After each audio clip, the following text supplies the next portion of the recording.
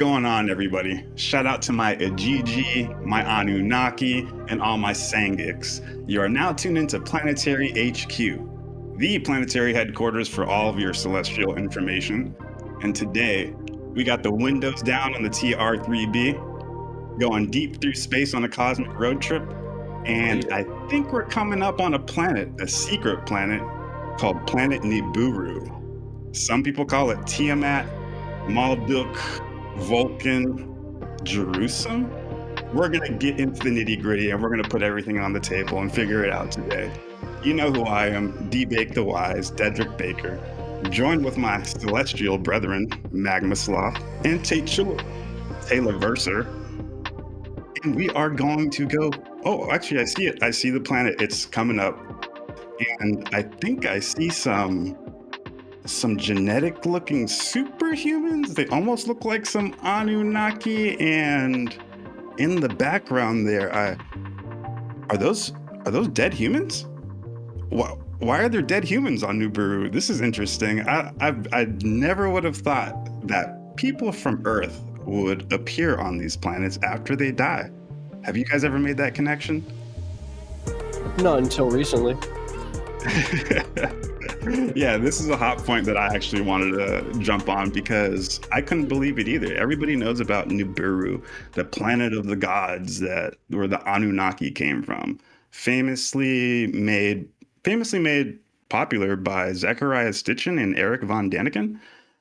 This planet in the Sumerian mythology that the gods came down and pretty much took over Earth to mine gold and enslave the human population, or create the human population, then enslave them and use them to gather materials for their dying planet.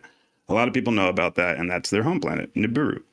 But we stumbled upon some texts from the Urantia book, a text that we hold close to heart, that we consider the highest, most detailed classification of extraterrestrial races known to mankind. This paper ties it all together. Says not only do the Anunnaki come from this planet, but that when you die, this is where you go. And we were like, whoa, oh, it's all starting to make sense. And other texts say that this place is located in Orion's belt. If you guys ever seen Men in Black, you know, the universe is in Orion's belt. That's the entire plot of the movie.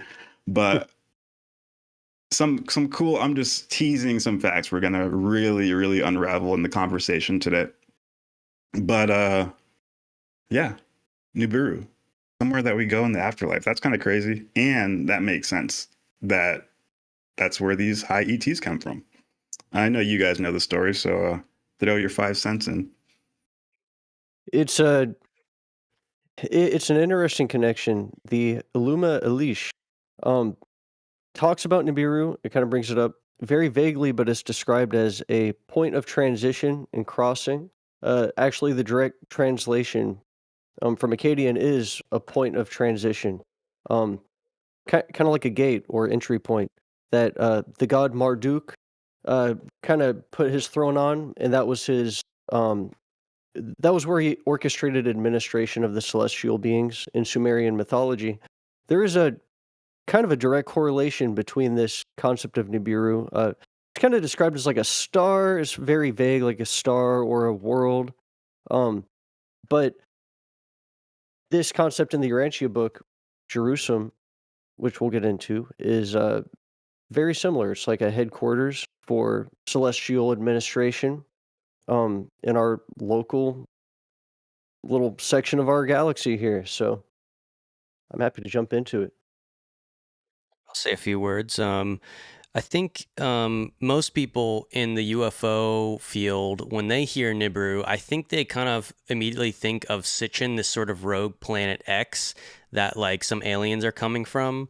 But I think that's actually more of a modern, I guess, interpretation, you know, coming from Sitchin. And then also there was, I guess, this lady called Nancy Leader, who has this website, Zeta Talk, who said that she had a contact with ETs and they told her about Planet X and Nibiru. And so there's like some modern stories, but then when we actually take it back to those kind of source texts, right, from the Sumerian myths and legends, it's not as concrete as just some rogue planet, right?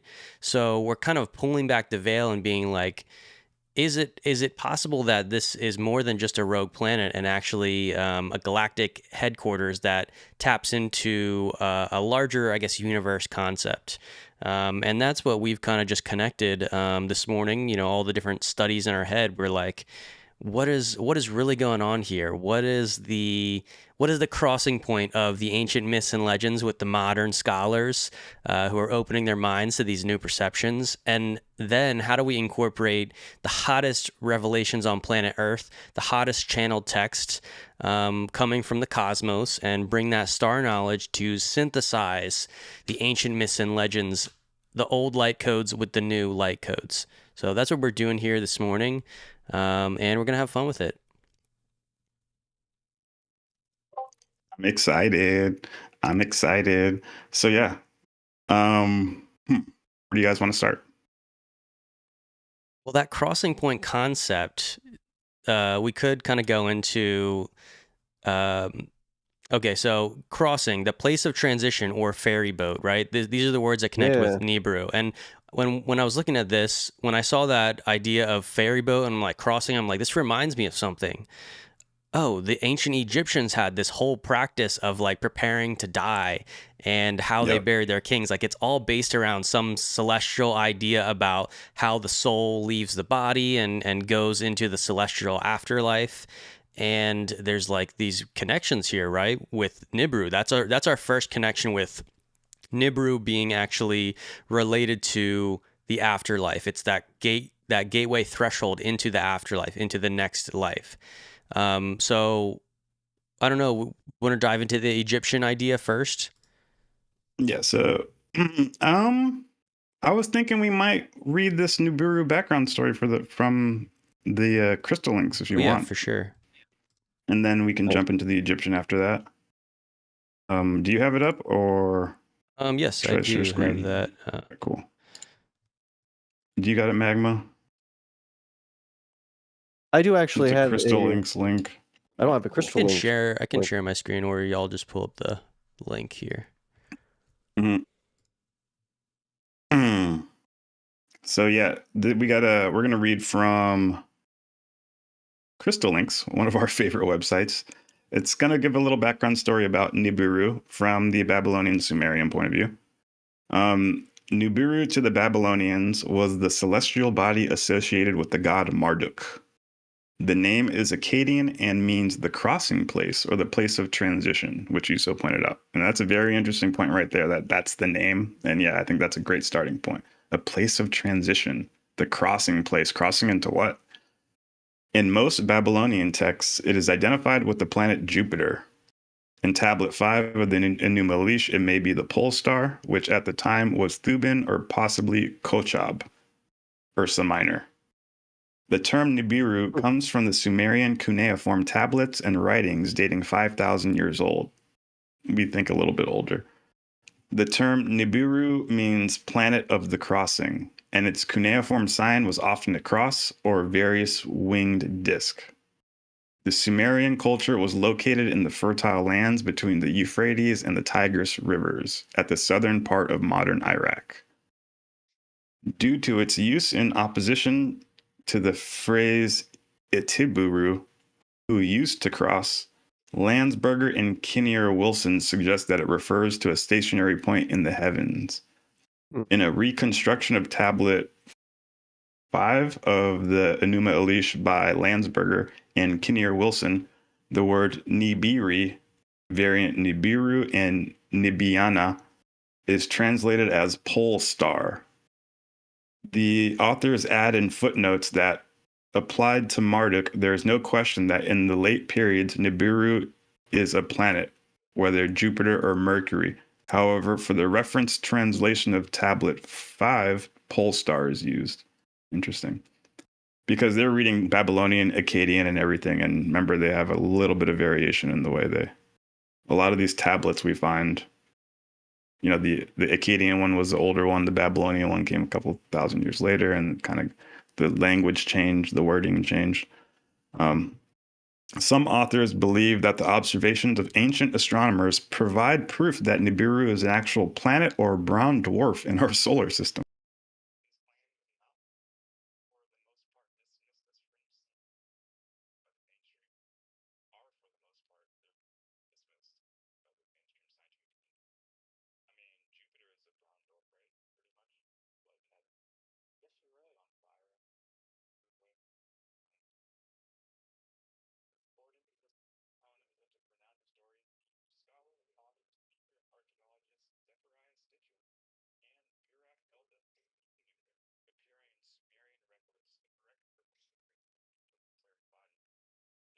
Sorry to cut you off.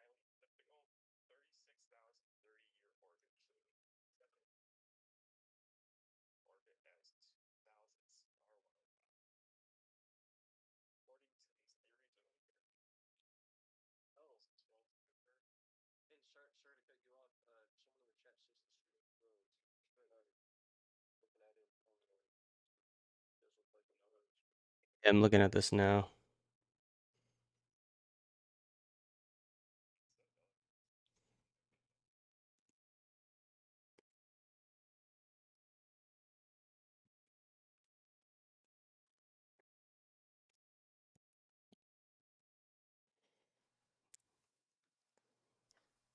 I'm gonna make sure my computer's not maxing out or something.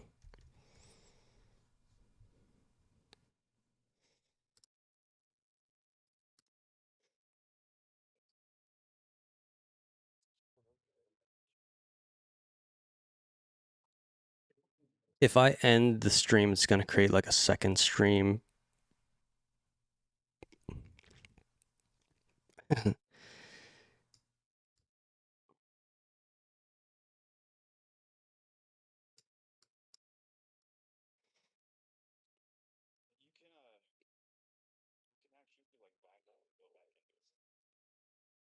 You know, I wonder if it look. I noticed my OBS is like it's not fully frozen, but I don't see the audio stuff from Discord. So I can restart. You think I should just restart OBS and then it might end the stream though because it loses the connection.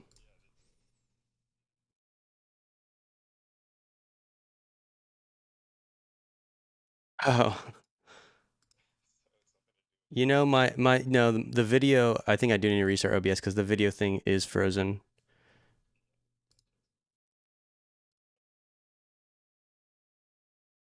Discord, me? I'm not streaming in Discord.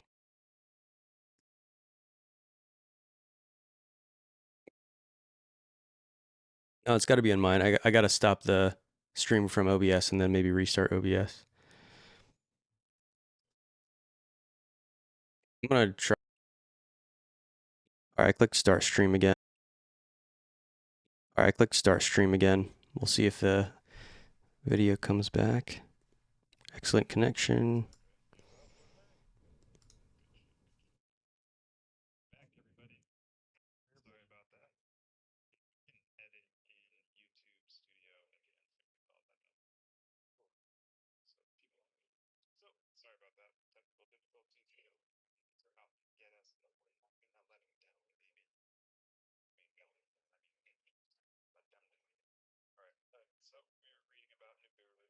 That says I still can't hear your friend's Discord audio is broken. Let me see. Oh, yeah, it stopped. It stopped again in OBS. It's not showing. Go ahead and talk. Yeah, no, I'm not. The Discord meters. I gotta restart Discord. 1 sec, everybody.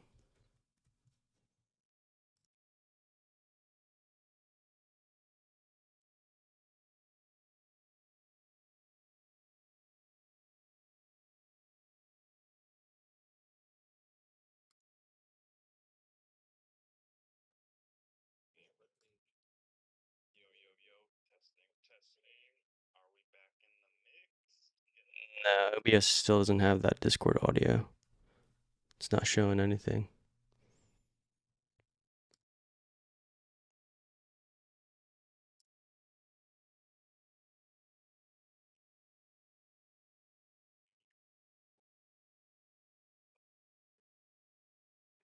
Let me restart OBS again. And now I'm gonna connect the stream. Going ham in the trap. Trap a lap. Okay, we should be back here. I'll monitor and make sure that Let's see. Okay, There we go. Stuff. People, hello. All Sorry working. about that. Yes. Sorry about the technical difficulties. The gremlins were trying to get us, but we're not gonna let them keep us down, baby. My Hulk Hogan voice. Balla. All right, so I don't know exactly where I left off reading. Like I said, for the viewers, we can cut that out in YouTube Studio, so no one will have to deal with that. But I'll start from the picture of Zechariah. According to proponents such as renowned historian, Hebrew scholar, author, speaker, and archaeologist Zechariah Stitchin and Burek Eldam, the Nibiru appearing in Sumerian records correctly refers to a large planetary body.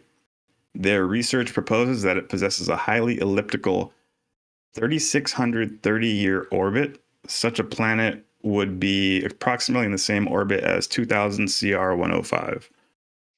According to these theories of Sumerian cosmology, Nibiru was the 12th member in the solar system family of planets, which includes 10 planets, the Sun, and the Moon. Its catastrophic collision with Tiamat, a planet that was between Mars and Jupiter, would have formed the planet Earth, the asteroid belt, and the Moon. This was the result of one of Nibiru's host satellites colliding with Tiamat, appropriately leaving half a planet, comparable to our Pangaea, our current knowledge of all the continents as one landmass, and leaving deep rifts in the crust beneath the Pacific Ocean.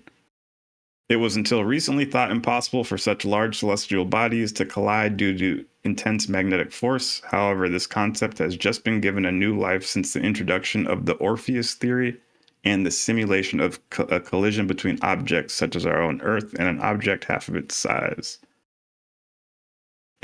Nibiru was the home of technologically advanced human-like alien race, the Anunnaki of Sumerian myth, who Stitchin claims survived and later came to Earth. Stitchin has also transcribed that their traveling to Earth was the result of their failing atmosphere. Having since been drawn into our solar system for its cosmic passing, the atmosphere of Nibiru was subjected to intense external stress from our sun.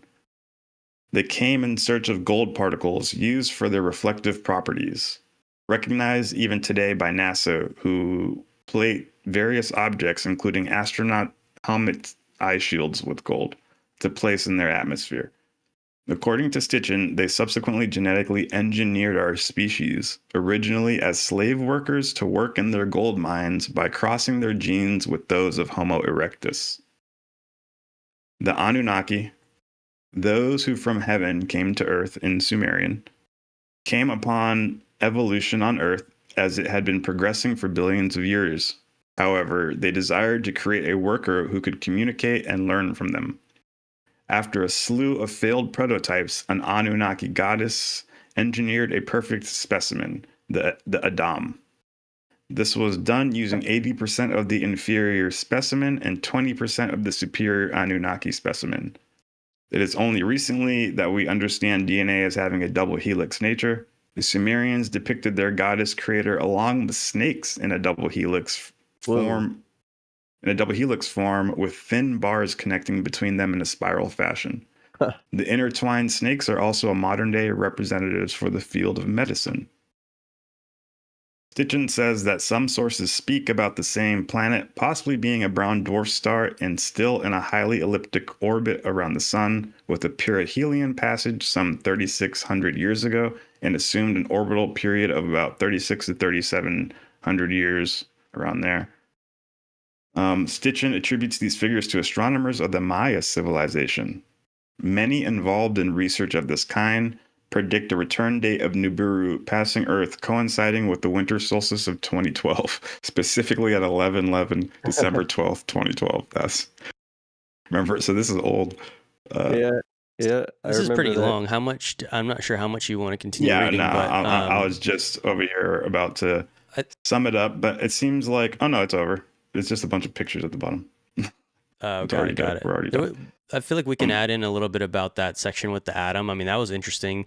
Even in Sitchin's idea, the Anunnaki used 80% of like the native Homo erectus and 20% of the superior Anunnaki. Yeah. And we actually just did a presentation in New York City that is on our live channel talking about this. And yeah, this is also a story that's in the Urantia book. The Anunnaki, the prince's staff, the 200 Watchers group were modifying humanity's genes and creating a sort of hybrid race. So that was just the thing that stuck out to me there. Yeah, that's a great way to put it. And like you said, we just spoke at the New York New Life Expo. Shout out to Mark, awesome conference, and shout out to all the people that was there. The video is on our live stream. It's a crappy video from my phone. We actually have the HD 4K, not even HD, 4K quality coming out tomorrow. It's going to drop in the morning, so you can actually hear what we're saying. We have real mics and stuff. But we talk about the Anunnaki story, the true Anunnaki story, which does tie into this live stream, I'm just realizing. And for the people who don't know the Anunnaki story, it's just about 500,000 years ago, a group of 100 celestial beings came to planet Earth and taught humanity how to create civilization. That Darwinian evolution is true. It is the correct way that humans came to be, and that evolution was actually kick-started by celestial beings. They implanted the first single-cell organism on planet Earth, then kind of cultivated it and overwatched it for billions of years until the human form appeared. And once the human form appeared, they sent the Anunnaki mission to teach us civilization and teach us art, governance, agriculture, writing, everything, math, astronomy, overnight. I mean, I remember being in school when I was in elementary, and our teachers would be like, the Sumerian civilization, they don't make sense. For some reason, we were hunters and gatherers all across the world, and overnight we had astronomy, science, civics, religion. You're like, where'd that come from? That didn't happen overnight. It actually kind of did, because the Anunnaki landed, and that night was when it happened overnight. And then they started teaching the human beings. This was recorded in the Sumerian religion and mythologies, and that's what our lecture was about at New York New Life Expo. So for those of you who don't know the Anunnaki story, and all the new viewers, that's what it is. Just representatives that were sent here 500,000 years ago. And unfortunately, they rebelled 250,000 years ago, and they sided with Lucifer. That's a whole different story, but that's the Anunnaki story. And it is really cool because they ended up mating with us. And when they mated with us, it created genetic hybrids. And we are all actually genetic hybrids. We're all descendants of celestials. Newsflash. Get excited. I don't know. Now you know you're an alien hybrid. We're all alien hybrids. So these were the first aliens to have mated with the local genetic stock, the human stock. And that's where you get the stories of the Nephilim, the sons of God coming into the daughters of men, and then they bore to them the mighty men of old. These are where all these stories come from, because they are true. These are true records. Now, one thing I do notice about Zecharia Sitchin, because obviously, even with modern religion, with Christianity, because Christianity talks about the war in heaven, but it's very distorted. These Sumerian and Babylonian texts, they are a long way away from when the staff first landed. They said some of these tablets are only 6,000 years old, and the staff landed 500,000 years ago, you know? So the story has changed so much, and they've added so much of their word of mouth and traditions. So it itself is a garbled translation. So don't think this is like a direct from the horse's mouth. And then also a layer of distortion, probably from Zecharia Sitchin reading it and mistranslating it. Obviously, these beings come from another planet, but I don't think they come from a planet within our star system. That's something that you hear people talking about, and I think the Nibiru planet is outside of our star system. But you know, that's an easy thing to mistake, even for the ancient Sumerians. They just look into the stars and they're like, he's from a planet, he's from there. When you point to the light in the sky, like Venus or Jupiter, that's far enough to get your point across. They're not going to distinguish. No, it's actually an Orion, you know. Sure. And I think that's kind of our original point, when we open the stream, when we're talking about like, let's try and take a step back from like the different myth versions and like get to the base of what the word Nibiru is kind of referencing. Because like there's some truth to the myth, but then like we're trying to get to like the actual, like, I guess, historical, fact of what kind of really happened. And so Nibiru as a abstract concept, meaning crossing, place of transition, or ferry boat, begins to tie into this story that we found, which could actually give a sort of middle ground explanation, but one that also ties in, basically explains where the Anunnaki came from. What exactly were they doing here? Were they totally bad? Were they good? Why were they creating hybrids? Was this nefarious? And it actually wasn't originally nefarious. It just kind of lost its original intent during that rebellion phase amidst the cosmic government conspiracy that was occurring on Earth at the time. And so that's really the main, I guess, reason you could say why all these stories are so garbled in these different religions, even though they all point towards star beings and celestials and divine characters, like having this whole opera of influence here on planet Earth. They essentially didn't they didn't like none of those missions, I guess, fully followed through because none of those divine characters were able to establish an undying civilization, right?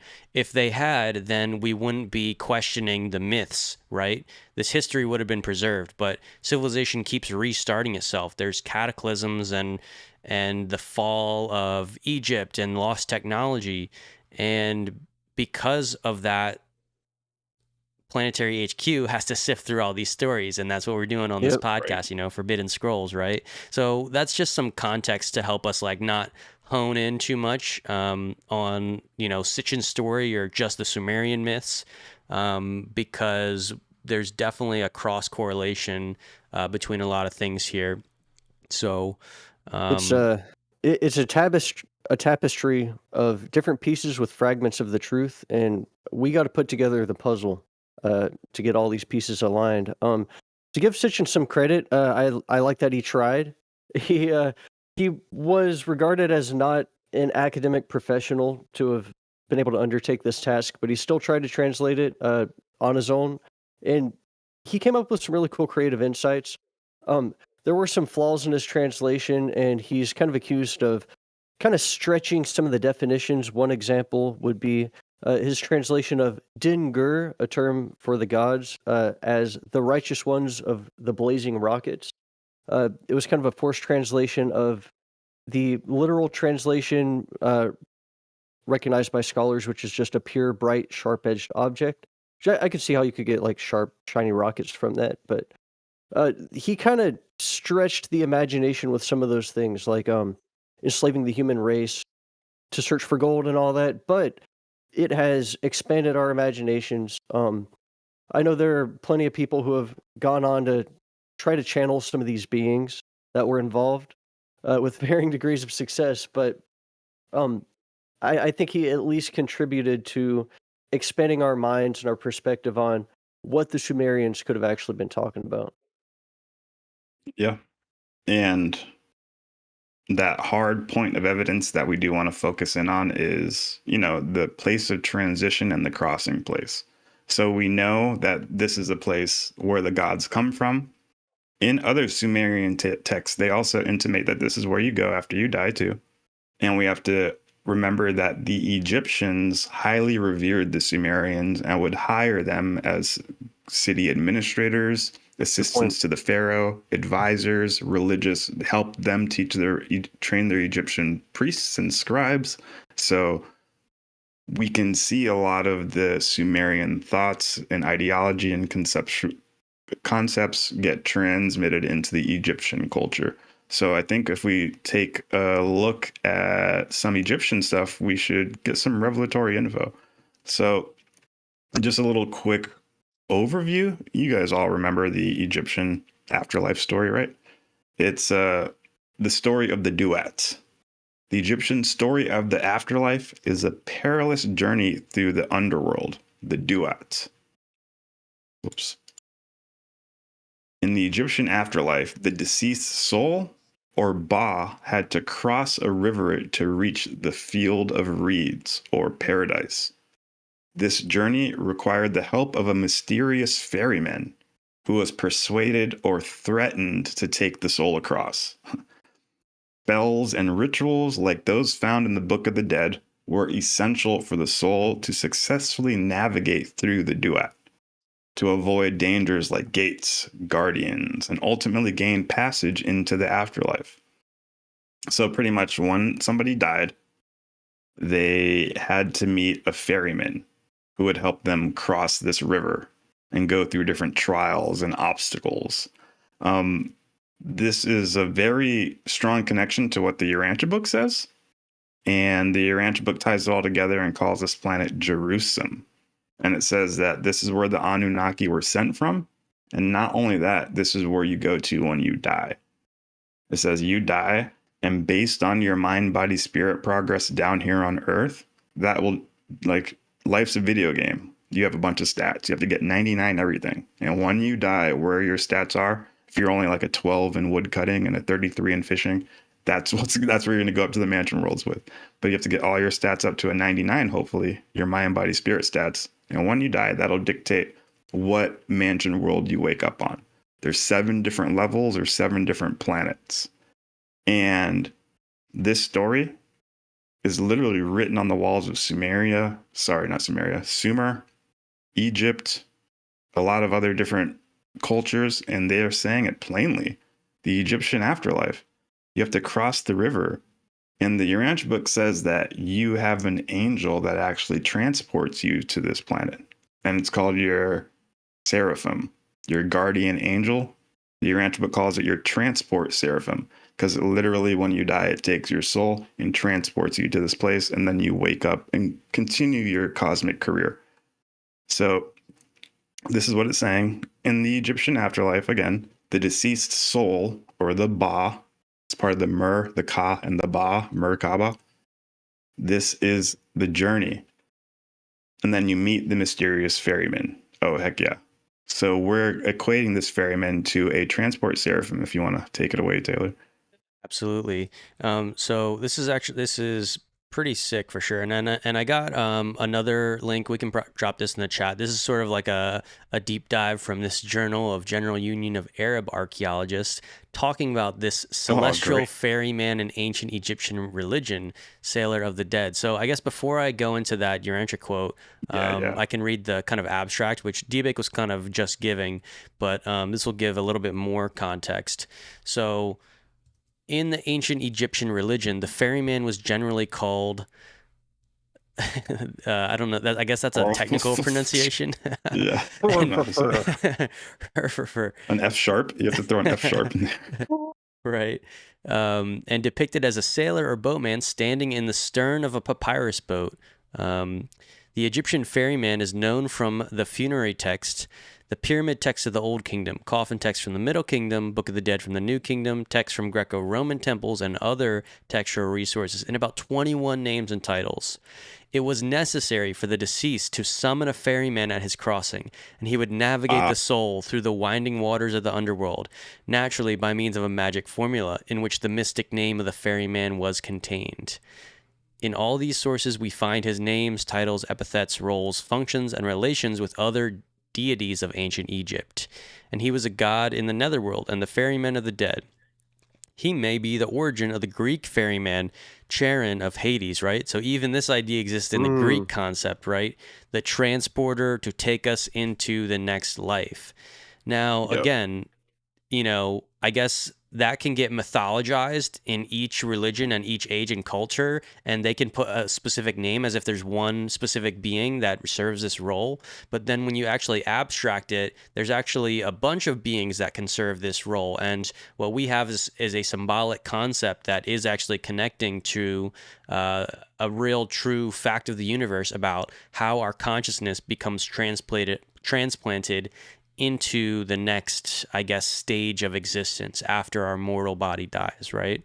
So that's mostly what I wanted to read from this, because what we have here is a great description of these fairy characters, these ferrying celestial beings. And Urantia calls them the transport seraphim. And this is an overview. So the transporters, these are the transport seraphim who function in the local systems. In Satania, your system, they carry passengers back and forth from Jerusalem, aka Nibiru in this case, and otherwise serve as interplanetary transporters. Seldom does a day pass in which a transport seraphim of Satania does not deposit some student visitor or some other traveler of spirit or semi-spirit nature on the shores of Urantia. These very space traversers will sometimes carry you to and from the various worlds of the system headquarters group, and when you have finished the Jerusalem assignment, they will carry you forward to Urantia, but under no circumstance will they carry you backward to the world of human origin. A mortal never returns to his native planet during the dispensation of his temporal existence, and if he should return during a subsequent dispensation, he would be escorted by a transport seraphim of the universe headquarters group. Very cool. I would say that's a direct correlation. I got pulled up this image y'all found earlier. That kind of looks like a transport seraphim, doesn't it? Yeah, you're talking about the Egyptian one? Yeah. On the ferry? Yeah, so this is sick. And I got another quote talking about these whole angel wings concepts as well. Yep. But this is that papyrus and the boat, the ferry boat. Yeah. So this is a direct papyrus from Egypt right here, and that's literally, what's the caption for that? Caption is, damn, what is it? Papyrus. Sorry, it's loading. A depiction of a man being transported on a bark through the afterlife by Thoth, Kefri, and another god. I think that's Anubis, or no, it's not Anubis. Sorry, another god. Oh, the other god. That's the scarab. That's a seraphim. Another That's why god, they don't know. like It's an the unknown. It's an scarab unnamed thing. god. Which That's the seraphim. That's the transport seraphim. And the seraphim, they would, think of the ancient way of thinking. Even back in the day, they called like UFOs boats, like something that transports you, because they had no conception of spacecraft or seraphim. So chariots of the gods, right? Chariot. Yes, exactly. That is an interesting depiction there with the scarab for a head and the wings for arms, because the scarab is usually depicted holding the sun, and that's where that motif comes from before and after ancient Egypt of the winged sun. You just see a sun with wings off of it. Usually the scarab has in its top arms a sun or an orb to represent the heavens, and in its bottom feet an orb to represent the soul, as if it's carrying the soul in flight towards the heavens. Then kind of an interesting connection in the comments here. Rockme said, "Boondock Saints, pennies on the eyes." It's like, what the heck are you talking about? So I looked it up. In the Boondock Saints, placing pennies on the eyes of the dead is a practice performed by the Vigilante brothers, Connor and Murphy McManus, symbolizing their belief in justice, truth, and a form of judgment for the men they kill. This action references a real historical and mythological tradition of placing coins on the eyes of the deceased to pay the ferryman, Charon, for passage across the river Styx into the afterlife. Now, I've actually heard about this tradition being discovered far off from Egypt, across Africa and the Middle East. Ancient bodies found with coins on their eyes. This was a very common practice throughout the ancient world. This idea that you pay the ferryman a couple of valuable coins to get your soul across to the afterlife. But it's really interesting to see how this belief was transmitted. From some of the most ancient times. I mean, the ancient Sumerians is about as far back as we can trace in recorded history of human beliefs. The idea that the soul is ferried across to a transition point. That's funny, like coins on the eyes. It sounds like it's like way further down the line after it's become like a institutionalized idea within their religious system. Because like even the Catholic priest ended up taking money to get people into heaven, right? It's the same thing. You're right.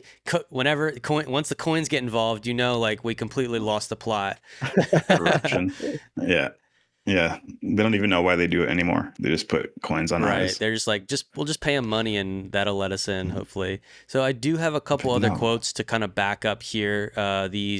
These celestial beings that ferry us around the universe during the afterlife ascension career.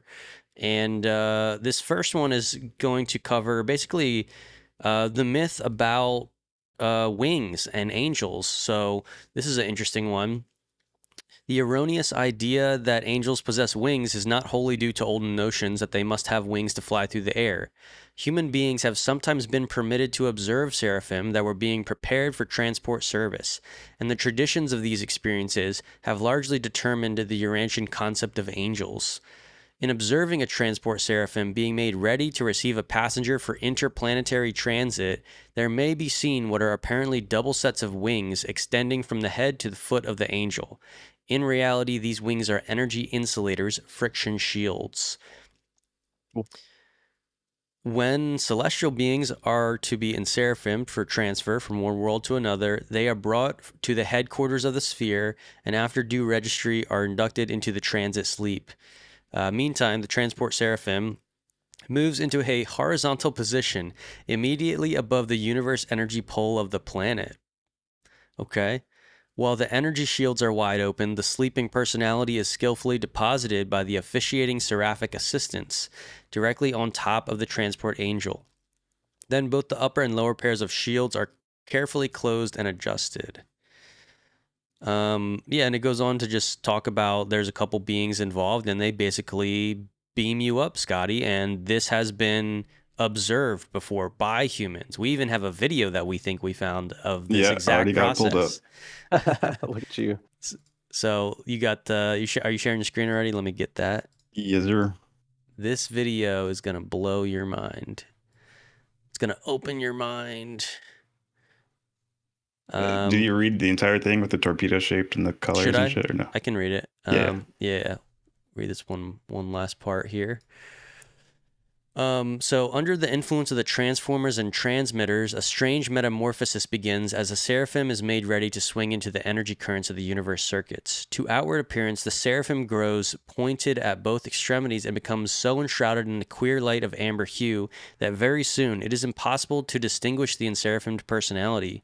When all is in readiness for departure, the chief of transport makes the proper inspection of the carriage of life, carries out the routine test to ascertain whether or not the angel is properly encircuited, and then announces that the traveler is properly enseraphimed, that the energies are adjusted and the angel is insulated, and that everything is in readiness for the departing flash.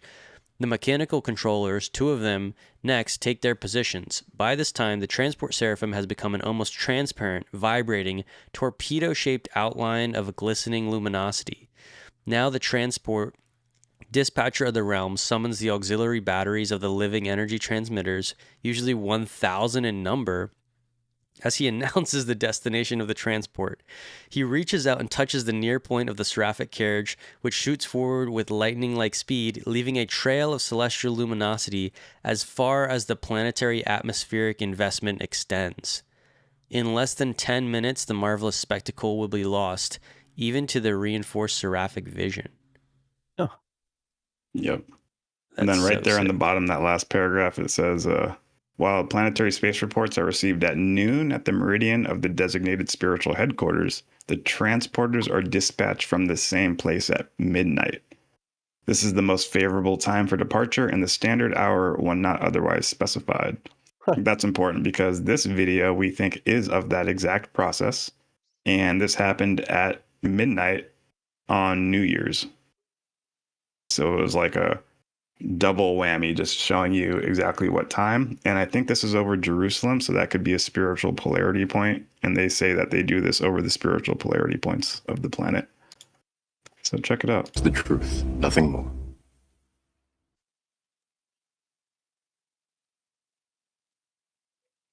Or objects in the sky. Benai Elohim at it again.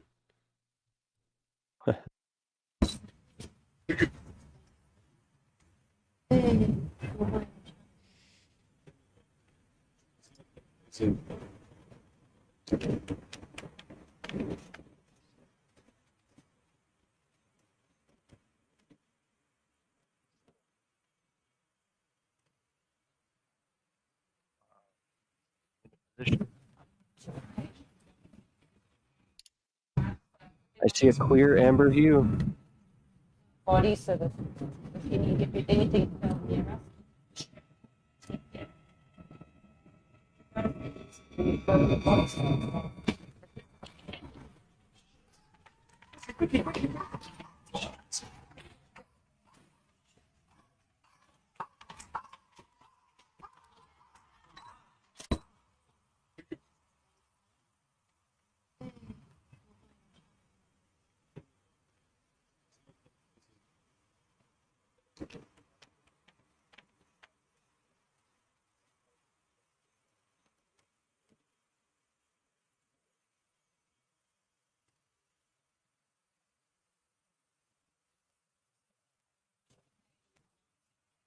So there you can see it inspecting it, kind of changing different colors. And then you see it go close, just like the Urantia passage says, and it touches the bottom of the carriage. They're communicating right now. You see a third ball of light in there, and then boom, Starts changing fires colors. away. I love how they're glowing different rainbow colors really fastly. It looks like communication. It looks like they're speaking words to each other, like, you know, green means this, purple means this, and then you Literal see it light in an codes. amber hue. Yeah, it's exactly literal light codes. I just noticed something for the first time right now. If you guys notice it, I saw a little watch thing when appear. it zooms in. Yeah. Yeah, there's like a little glowing ball of light under the bottom Merkaba. Seraphim, call it what you want. It could be those different power transformers, and like just a few of them No, see become right here, visible. right above the bottom one, there's like a little light ball, and it moves independently. You see that? Okay. Like, see that right there? Yeah, I see. And it yeah. appears later again too. When it shoots off, you see it appear, and it does like a swirl around them. I'll point it out again. Okay, so it's weird. It's like a geometric lock. You see it stop, and then it starts moving in like a circular motion. And watch, you'll see it pop up again. Right there, see it? Yeah, I saw that. There's one above. Yeah. So that's there's something else there. We're just not perceiving it as strong. Yeah. And I'm wondering why they're allowing us to see this. Right. Significant. And then there's multiple angles of this video. You hear car alarms going off. You hear dogs barking. Very compelling. I have a hot take on, you know, someone in the comments pointed out here, Rock Me said, Star of David, really, right? So, right, that's a good point. Yes. Like, why does here's my hot take. Star of David, Merkaba. The Star of David is like an abstracted Merkaba. They don't have all the lines there, but they have most of them. Or no, it's maybe they do. I guess they do have the core Merkaba lines there. I feel like a cross section kind of. Yeah, a Merkaba is a 3D Star of David. They're the same shape. Right. And so here's my hypothesis is that like right there in that video, that's what we saw. So the Star of David is actually do you know the history of that symbol? Like how did they choose it? When did it become? Because I don't think it's my thing is that I think that somebody observed a celestial the seal event. of Solomon. Oh, the sigil of Solomon, right? And Solomon is known to have like wisdom. He's even known to have power over celestial beings, the Magi.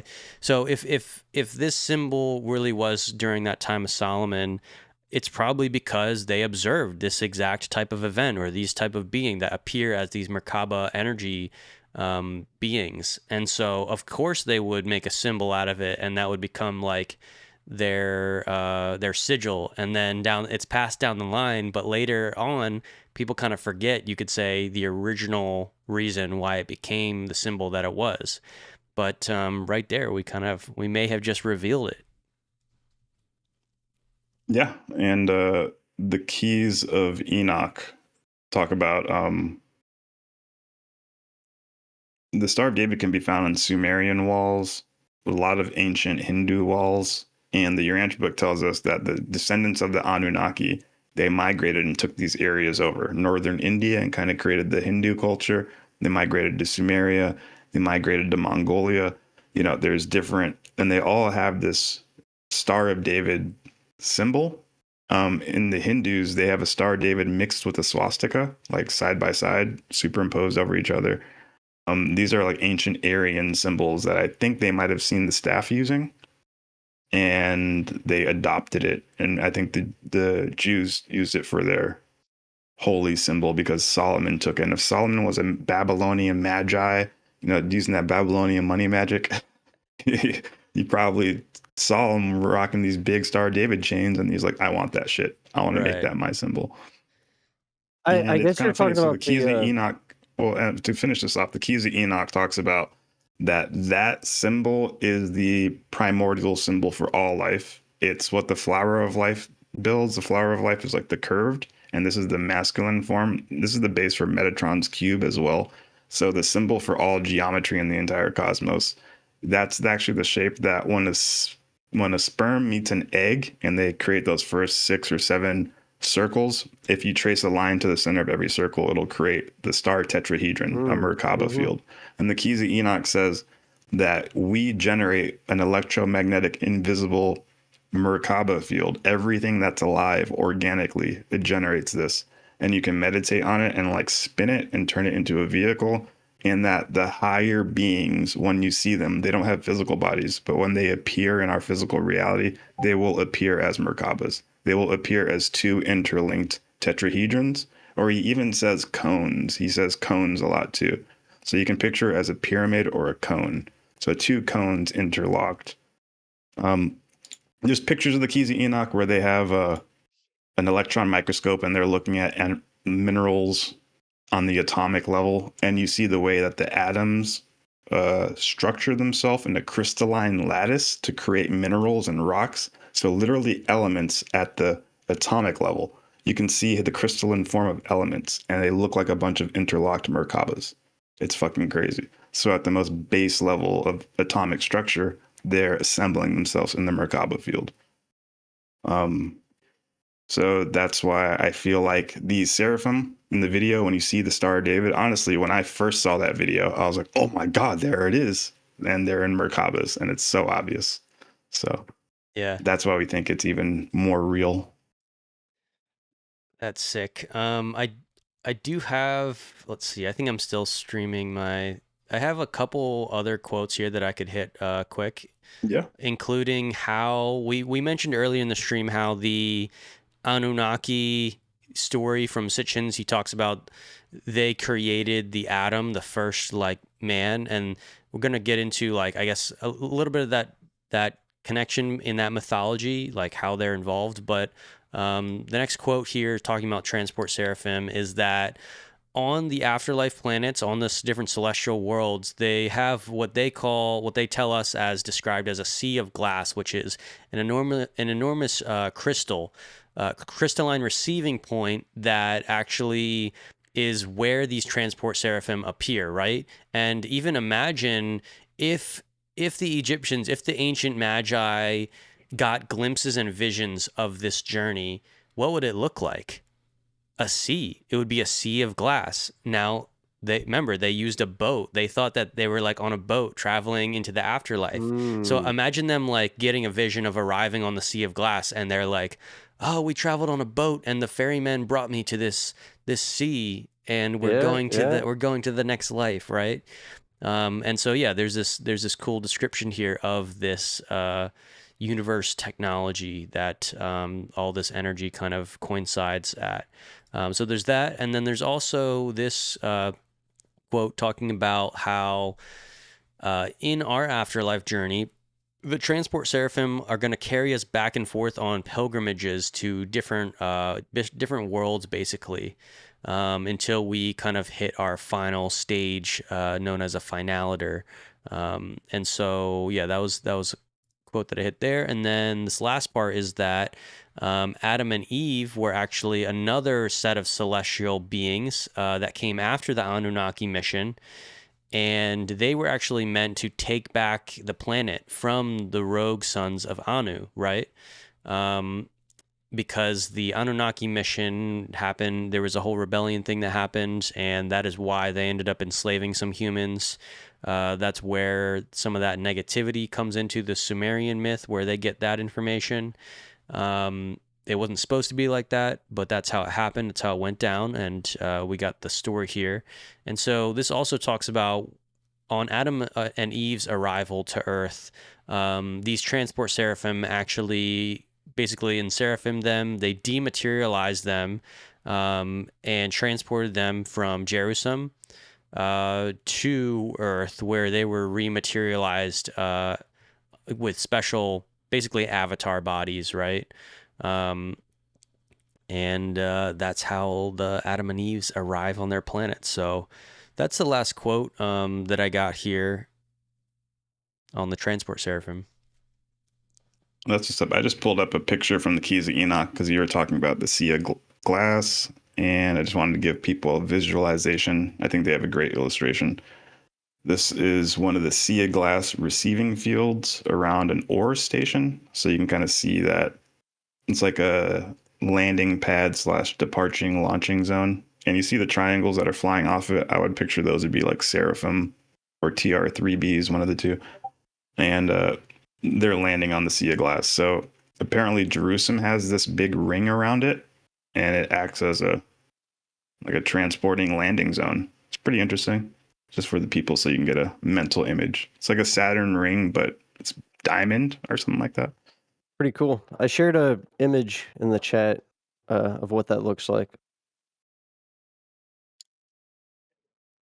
The crystalline entity.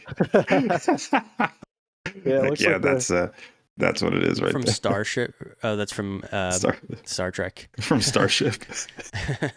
That's from sick. Star Trek. That's an entity in the film.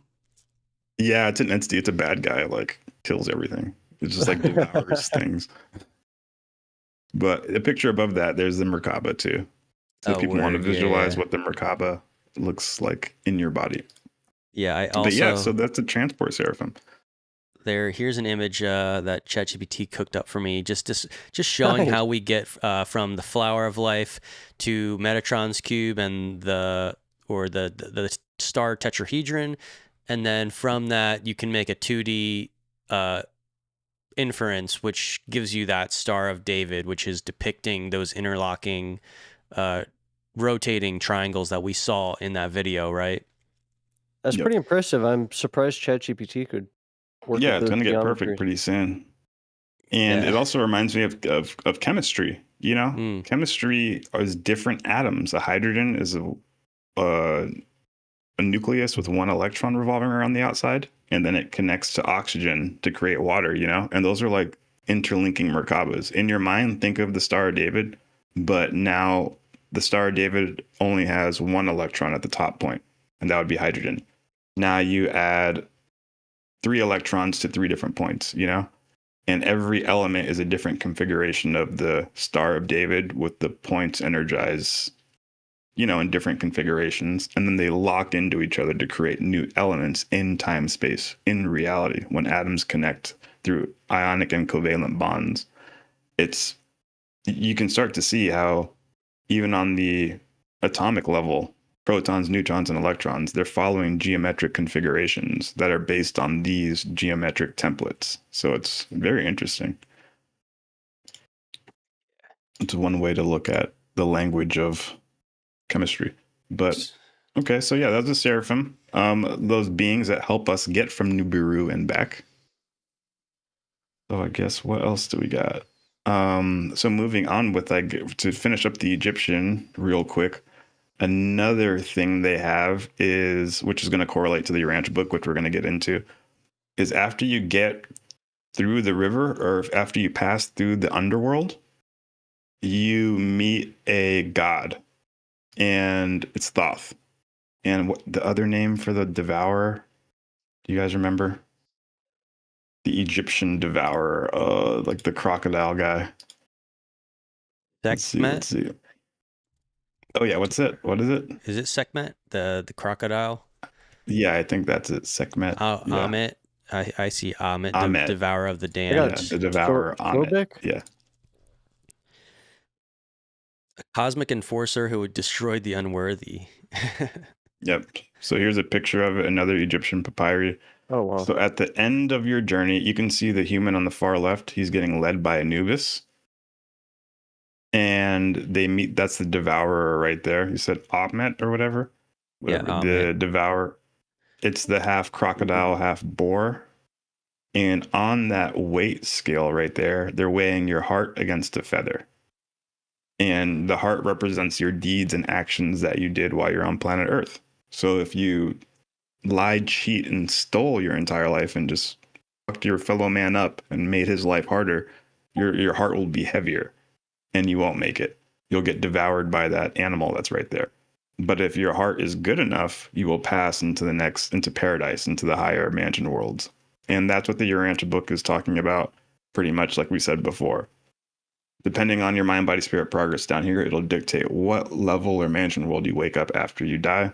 And I just think it's beautiful that the Egyptians have it codified in their religion. And they're speaking it plainly, obviously with a little bit creative embellishment, but there's the story right there. You die, you go through the duat, you cross the river with your ferryman who has to bring you there, your seraphim, and he's pictured with wings. And then you go up and become a star. And a lot of ancient religions, they worship the stars as their ancestors. Why do the Chinese do this? Because they knew that after you died, the beings would go up to the stars. Their cosmic career would keep going. Not literally you'd turn into a star, but they knew that's where their ancestors were going.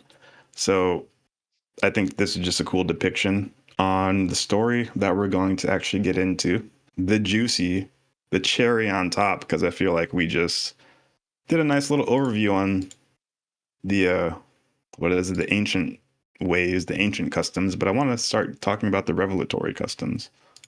Yeah, finally, to kind of bring it all into context. So where we're talking about Nibiru, probably the only clear source we have of information on it is just a few references in the Enuma Elish.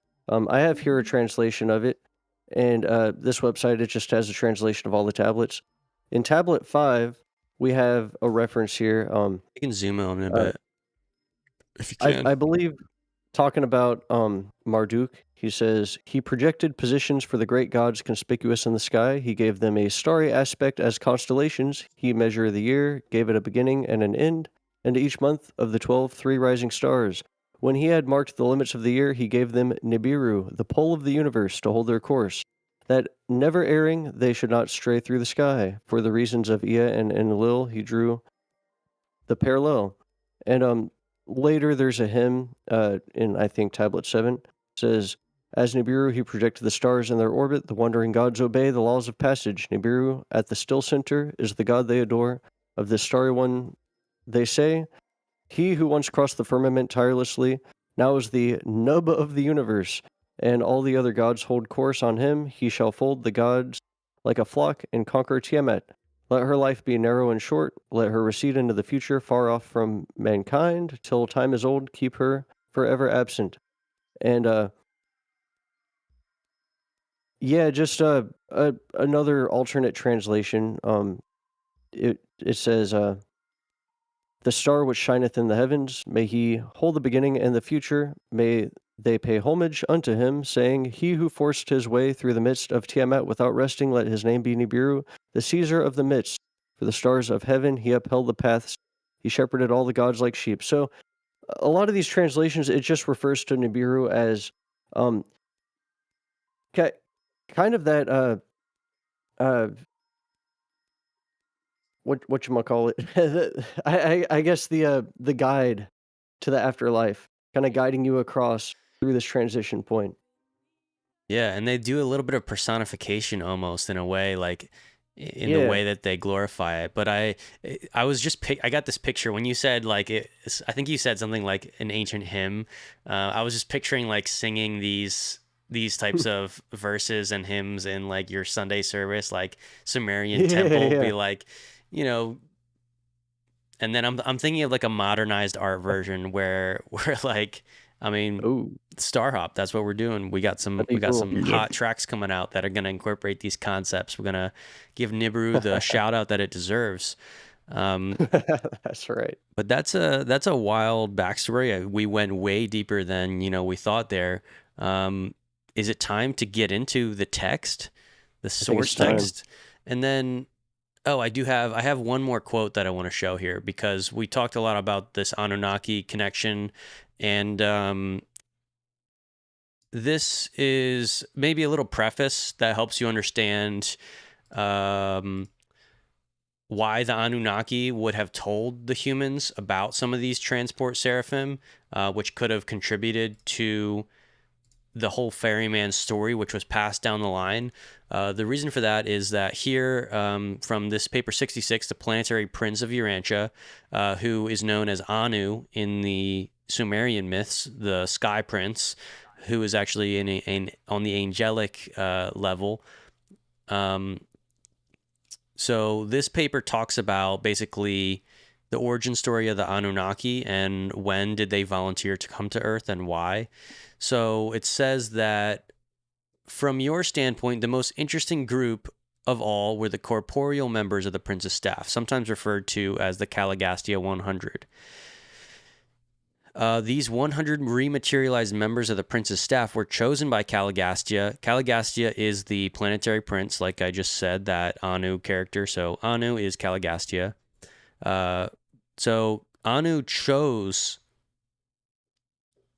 from over 785,000 citizens on Jerusalem, aka Nibiru, who volunteered for the special Anunnaki mission to Urantia, which is Earth, right? Each one of the chosen 100 was from a different planet, and none of them were from Urantia. So this is literally like 100 different aliens, actually. You probably thought that the Anunnaki were one type of alien race. No, this is 100 different aliens who had already died on their original planet, were taken by the transport seraphim to Nibiru, the Afterlife Galactic HQ, and then 785,000 of these types of beings actually volunteered for this special mission. And Prince Anu of Earth chose 100 of them to do the Anunnaki mission.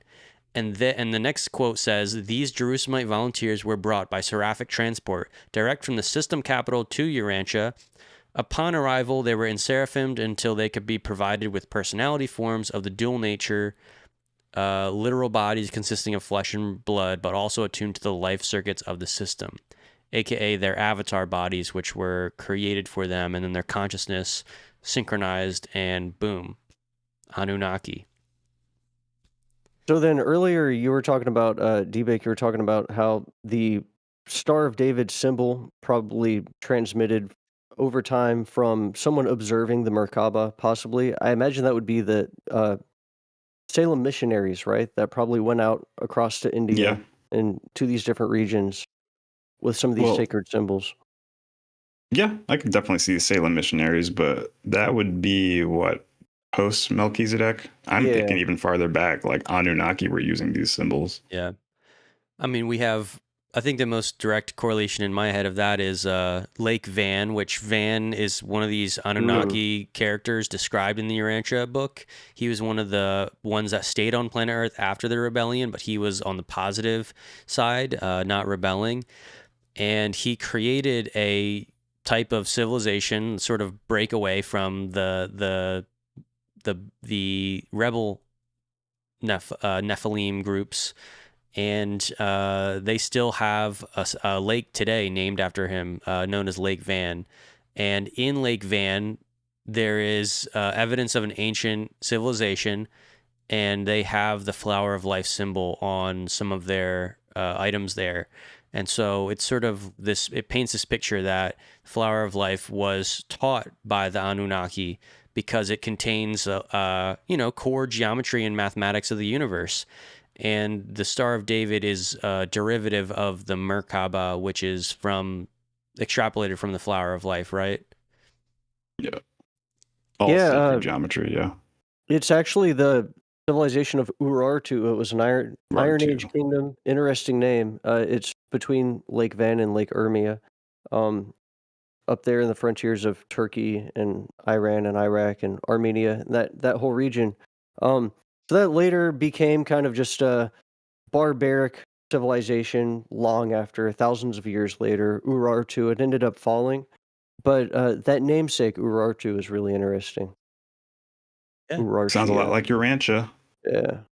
The Urartians. Yep. I guess that's a good segue into the Urantia book. I guess I'll start reading right here. Now, this is where the juiciness comes in. This is what's going to tie all of the stuff we're talking about into one cohesive thought stream. And we're going to milk it until there ain't no more juice, baby. All right. Paper 46, the local system headquarters. And if you've made it this far, don't forget to hit that like button and hit that subscribe button so you're up to date with all the celestial broadcasts. All right. Jerusalem, the headquarters of Satania, is an average capital of a local system. And aside from numerous irregularities occasioned by the Lucifer rebellion and the bestowal of Michael on Urantia, it is typical of similar spheres. Your local system has passed through the stormy experiences, but it is at present being administered most efficiently, and as the ages pass, the results of disharmony are being slowly but surely eradicated. Order and goodwill are being restored, and the conditions on Jerusalem are more and more approaching the heavenly status of your traditions, for the system headquarters is truly the heaven, visualized by the majority of the 20th century religious believers. Heck yeah. Nice. You are still streaming your screen in Discord, Taylor, if you want to save some bandwidth. Okay. I could pick up this next one. 1. Cool. Physical aspects of Jerusalem. Jerusalem is divided into 1,000 latitudinal sectors and 10,000 longitudinal zones. The sphere has 7 major capitals and 70 minor administrative centers. The 7 sectional capitals are concerned with diverse activities, and the system sovereign is present in each at least once a year. The standard mile of Jerusalem is equivalent to about 7 Urantia miles. The standard weight, the gradient, is built up through the decimal system from the mature ultimaton and represents almost exactly 10 ounces of your weight. The Satania day equals 3 days of Urantia time, less 1 hour, 4 minutes, and 15 seconds, that being the time of the axial revolution of Jerusalem. It's really interesting. The system year consists of 100 Jerusalem days. That's weird. I wonder what the gradient is. Where'd they come up with that word? Yeah, right. The gradient. Well, it sounds like gradient, right? So what does that word mean? It's close, yeah. The time of the system is broadcast by the Master Chronaldex, which is a mechanical celestial being. The energy of Jerusalem is superbly controlled and circulates about the sphere in the zone channels, which are directly fed from the energy charges of space and expertly administered by the master physical controllers. The natural resistance to the passage of these energies through the physical channels of conduction yields the heat required for the production of the equable temperature of Jerusalem. The full light temperature is maintained at about 70 degrees Fahrenheit, while during the period of light recession it falls to a little lower than 50 degrees. The lighting system of Jerusalem should not be so difficult for you to comprehend. There are no days and nights, no seasons of heat and cold. The power transformers maintain 100,000 centers from which rarefied energies are projected upward through the planetary atmosphere, undergoing certain changes until they reach the electric air ceiling of the sphere. And then these energies are reflected back and down as a gentle, sifting, and even light of about the intensity of Urantia sunlight when the sun is shining overhead at 10 o'clock in the morning. Under such conditions... that's crazy. That paragraph has always blown me away. Ever since mind-boggling. I was younger and I read it, I was like, wow, that's crazy. So it's just like a perfect day at all times, like 10 o'clock in the morning. It kind of is boring in my head because I kind of like the seasons and the change. I kind of got sad. I was like, oh, but at the same time, who wouldn't want like a perfect, amazing weather paradise at all times? It sounds like they do kind of simulated day-night cycle, though, how it says it's temperatures maintained at 70 degrees Fahrenheit, while during the period of light recession it falls so there is 50 degrees. So it's like it's light recession, so I imagine they just dim the lights.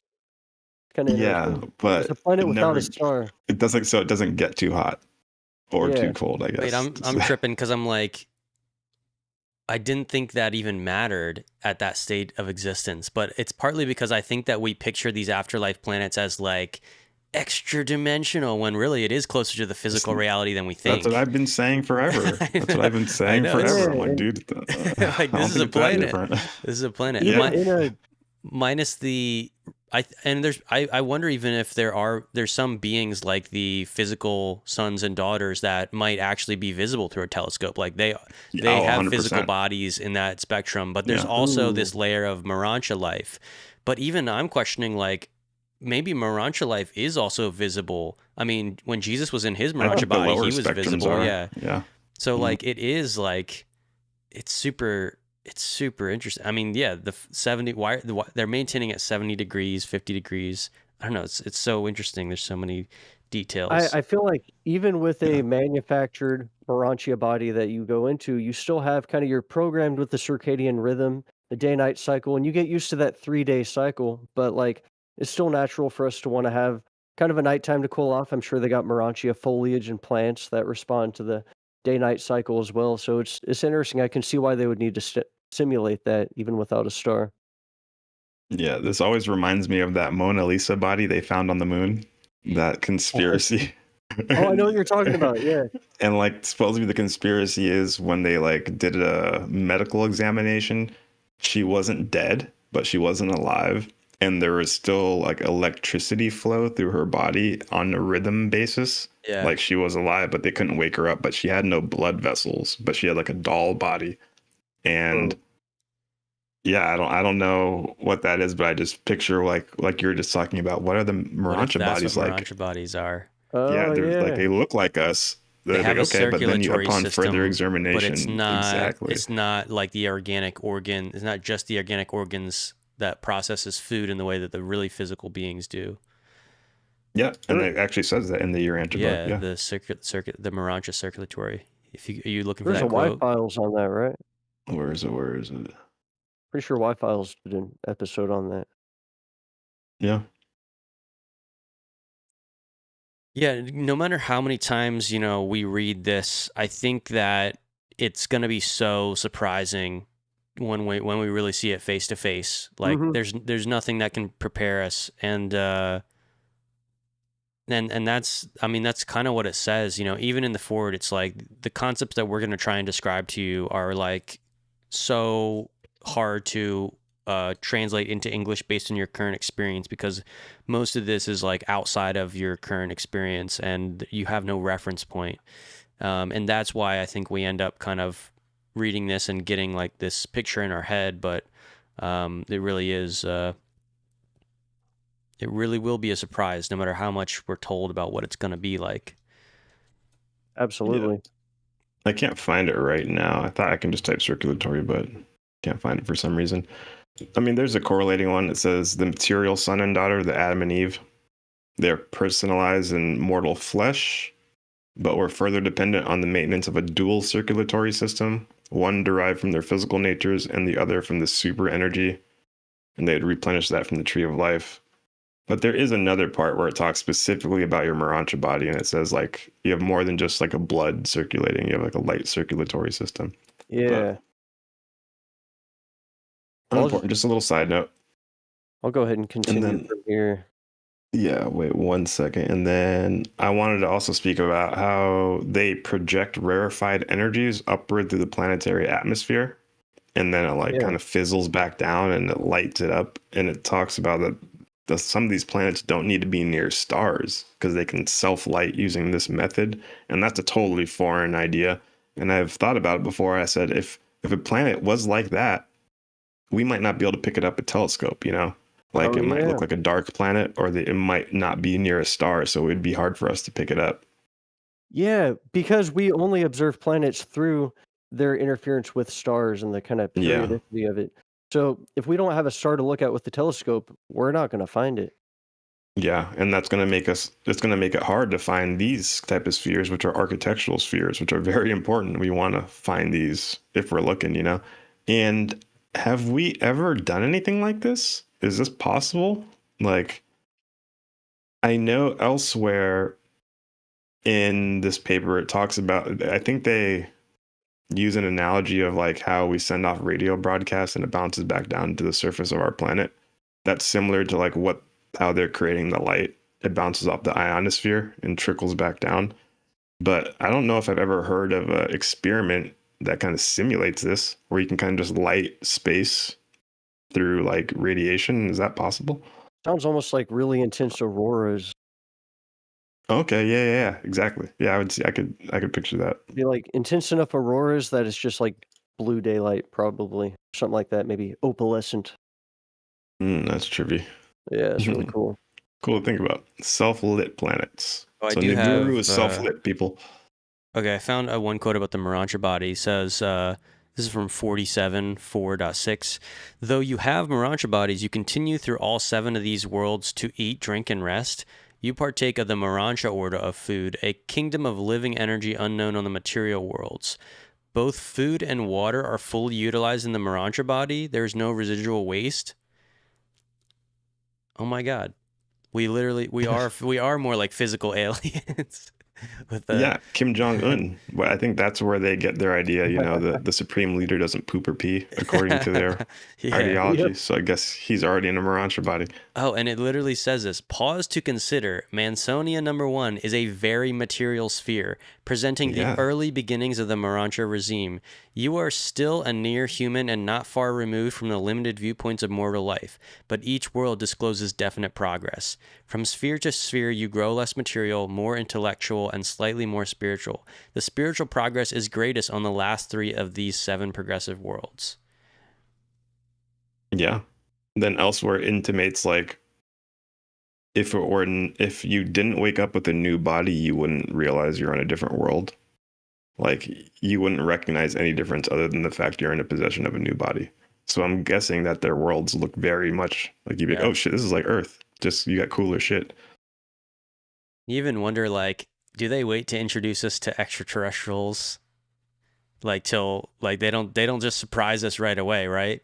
Because you get resurrected on Mansonia 1 and you're just like out. They open the door and the gray walks in. Right. I feel like we wake up and after we're like we meet our family or whatever, we kind of maybe have some breakfast or something, and then we walk out and there's just like people walking around all different shapes and sizes and forms. I think Urantians wake up in straitjackets. Yeah, right. They don't know how we're gonna wake up. These motherfuckers are crazy. It's going to be a culture shock, regardless. So this goes on to say, under such conditions of lighting, the light rays do not seem to come from one place. They just sift out of the sky, emanating equally from all space directions. The light is very similar to natural sunlight, except that it contains very much less heat. Thus, it will be recognized that such headquarters worlds are not luminous in space. If Jerusalem were very near Urantia, it would not be visible. Damn. The gases which reflect this light energy from the Jerusalem upper ionosphere back to the ground are very similar to those in the Urantia upper air belts, which are concerned with the auroral phenomenon of your so-called northern lights. There you go. Although these are produced by different causes. On Urantia, it is this same gas shield which prevents the escape of the terrestrial broadcast waves, reflecting them earthward when they strike this gas belt in their direct outward flight. That's just what you were talking about. Yeah. In this way, broadcasts are held near the surface as they journey through the air around your world. This lighting so they're giving us a hint how it works right there. They're saying it's the same way, but for your aurora, it's coming from the outside. If you could somehow mimic this but shoot it from the inside, you can probably create your own internal aurora on this side of the gas belt as opposed to the other side of the gas belt. Interesting. What kind of energy would that? Oh wow, yeah. When they fire nukes off, they would create their own auroras over it. That was one of the consequences. They'd fire nukes, and aurora borealis would appear over them. Wow. Yeah, fuck, dude. I'm still tripping here because it said if Jerusalem was near Urantia, it would not be visible. Yeah. Because of the type of lighting that they use, where I guess it's like, and remember, like absorbed. we still have physical bodies, but our eyes are only tuned to a limited light bandwidth. So they're using like a lighting, and maybe even the Urantia body. I wonder if it doesn't reflect the same light the same way, and that's why a Urantia body could be invisible, or it's just that the planet is like a shield that keeps us from spying in, where the Urantia body is visible to our light spectrum if the light was reflected off of it, but all the lighting on that planet is not in the normal light spectrum inwards. And so it's not really reflecting any light that we would recognize, or it's reflecting inwards like you mentioned. Because it's all deflected off their upper ionosphere. Dude, it's a secret planet. It is a secret planet. I feel like none of that light is radiated out into space. It's all Me kind too. of like I think their gas belt just like it's like a window tint. You can't see into it, and all the light just perfectly bounces back. But if you were to break that gas cloud, even in a physical body, I think we'd be able to perceive the Urantia bodies. Yeah. Mm-hmm. So it says, this lighting of the sphere is uniformly maintained for 75% of the Jerusalem day, and then there is a gradual recession until, at the time of minimum illumination, the light is about that of your full moon on a clear night. This is the quiet hour for all Jerusalem. Only the broadcast receiving stations are in operation during this period of rest and rehabilitation. Jerusalem receives faint light from several nearby suns, a sort of brilliant starlight, but it is not dependent on them. Worlds like Jerusalem are not subject to the vicissitudes of sun disturbances, neither are they confronted with the problem of a cooling or dying sun. The 7 transitional study worlds and their 49 satellites are heated, lighted, energized, and watered by the Jerusalem technique. Cool. Dude, I just had a really cool idea for Planetary HQ website. We put these papers up, but we swapped the words. Like in this paper, we just swapped the word Jerusalem for Nibiru, and then we post it online. And like people read it first by seeing it Nibiru, and then at the bottom we explain like, now click this button, and the words will swap out. Like just a total like, I like oh that. my god, like these things are connected. Even with the Anunnaki. Oh my and the god! staff. Then have every single story for the. Now you want to see Egyptian? Click this button. Same story. You could interchange so Here's many the Egyptian context. People are like, "Oh my god, it's right in front of us." That's really cool. Oh, dude, that's a hard That'd be idea. Don't steal that. We're revolutionary. gonna cut that out. We're gonna cut that out. Tomorrow, much what we're doing with the Crystallinks is channel. gonna have a link up. It's just literally just the Urantia paper with the words swapped out. Word swap. That's hilarious. But yeah, it's so cool. It's a super fucking cool part. I guess because I only read one paragraph in the beginning, I'll pick this part up. Number 2, the physical features of Jerusalem. This part gets me a little bit sad. On Jerusalem, you will miss the rugged mountains of Urantia. Oh, tears. And other evolved worlds, since there are neither earthquakes nor rainfalls. What? No rainfalls. But you will enjoy the beauteous, I've never heard that, beauteous highlands and other unique variations of topography. Beauteous. Mount Booty. No Mount Booty. You'll see the beauteous highlands and other unique variations of topography and landscape. Enormous areas of Jerusalem are preserved in a natural state, and the grandeur of such districts is quite beyond the powers of human imagination. There are thousands upon thousands of small lakes, but no raging rivers or expansive oceans. What the heck, dude? This is getting me depressed. Enjoy it while it lasts. Yeah. There is no rainfall, neither storms nor blizzards on any of the architectural worlds. But there is the daily precipitation of the condensation of moisture during the time of the lowest temperature attending the light recession. Okay, so there's a light mist. The dew point is higher on a 3-gas world than on a 2-gas planet like Urantia. I like that bit of science they dropped in there. That makes sense. Yeah. Okay. So they get rain at a higher temperature. That's cool. Just like a morning dew. Yeah. That beautiful mist, that blanket of fog you see in the morning. What's weird is that reminds me of this concept that, remember how some people think that it used to not rain on Earth because there was like a layer of water around the entire Earth, and then when the flood happened, that layer broke and it fell down. And that was the first time it rained. But before that, everyone got their water from the dew or like the ocean. It's just weird. It's just funny that kind of sounds like this thing, but that's more of an explanation that the Christians used, I think, to explain the worldwide flood and the potential connection with like ozone Genesis. And like. Even I think they said like that made people live longer because the sun was more filtered. So. Yeah, and I think in Genesis, one of the beginnings, they refer to the space as the waters. Like God separates the breath from the waters and the waters above. Yeah, shit like that. Mm-hmm. Ancient talk. Supposedly there was no such thing as what? Blue? Have you heard of that? There was no such thing as the color blue in ancients, and they called red blue. I don't know. Gotta look it up. That's why it's called the Red Sea. There is no. I don't know. It's weird. Conspiracy theories. Oh, okay. There's no such thing as blue in the ancient world. I think it was that there wasn't. I know what you're talking about. There was no word for it. They just there's no word for it. Exactly.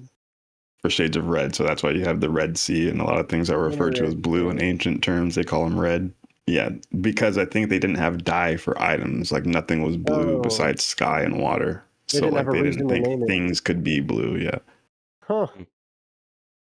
And blue was more like a see-through. Whatever. Side notes. That's why you come to Planetary HQ for the fucking weeds. The physical plant life and the Urantia world of living things both require moisture. But this is largely supplied by the subsoil system of circulation, which extends all over the sphere, even up to the very tops of the highlands. This water system is not entirely subsurface, for there are many canals interconnecting the sparkling lakes of Jerusalem. That's pretty cool. So it says there's a subsoil system of water circulation. I'm wondering if that's like manufactured because it's an architectural sphere, or they're like tubes running through the planet that can like change the water pressure and direction around and shit. At least we can go jet skiing. On the small lakes. Yeah. Still get in your like paddle boards. And then like enter like a hole in the water. Oh like, yeah, and enter the canals on the outside of the canal on the other side of the planet. You know some Urantia fools from Earth are surfing them canals. Oh yeah. Oh yeah. Some UAP submarine to just go directly through the center of the planet instead of around. Like it takes too long to go around. We just go through the water canal A. The atmosphere of Jerusalem is a 3-gas mixture. This air is very similar to that of Earth, with the addition of a gas adapted to the respiration of the Urantia order of life. This third gas in no way unfits the air for the respiration of animals or plants of the material orders. Interesting. So that's weird. So yeah, we can exist with Urantia being side by side. They could breathe. We could breathe fine. And don't forget their periodic table of elements is expanded to include Urantia atoms, I guess. So there's gases we probably don't even recognize. Yeah. That's so trippy. The transportation system is allied with the circulatory streams of energy movement, these main energy currents being located at 10-mile intervals. By adjustment of physical mechanisms, the material beings of the planet can proceed at a pace varying from 2 to 500 miles per hour. Are those UAPs? Physical mechanism? Adjustment of physical mechanisms, you know? The transport birds fly at about 100 miles an hour. Wow. The air mechanisms of the material suns travel around 500 miles per hour.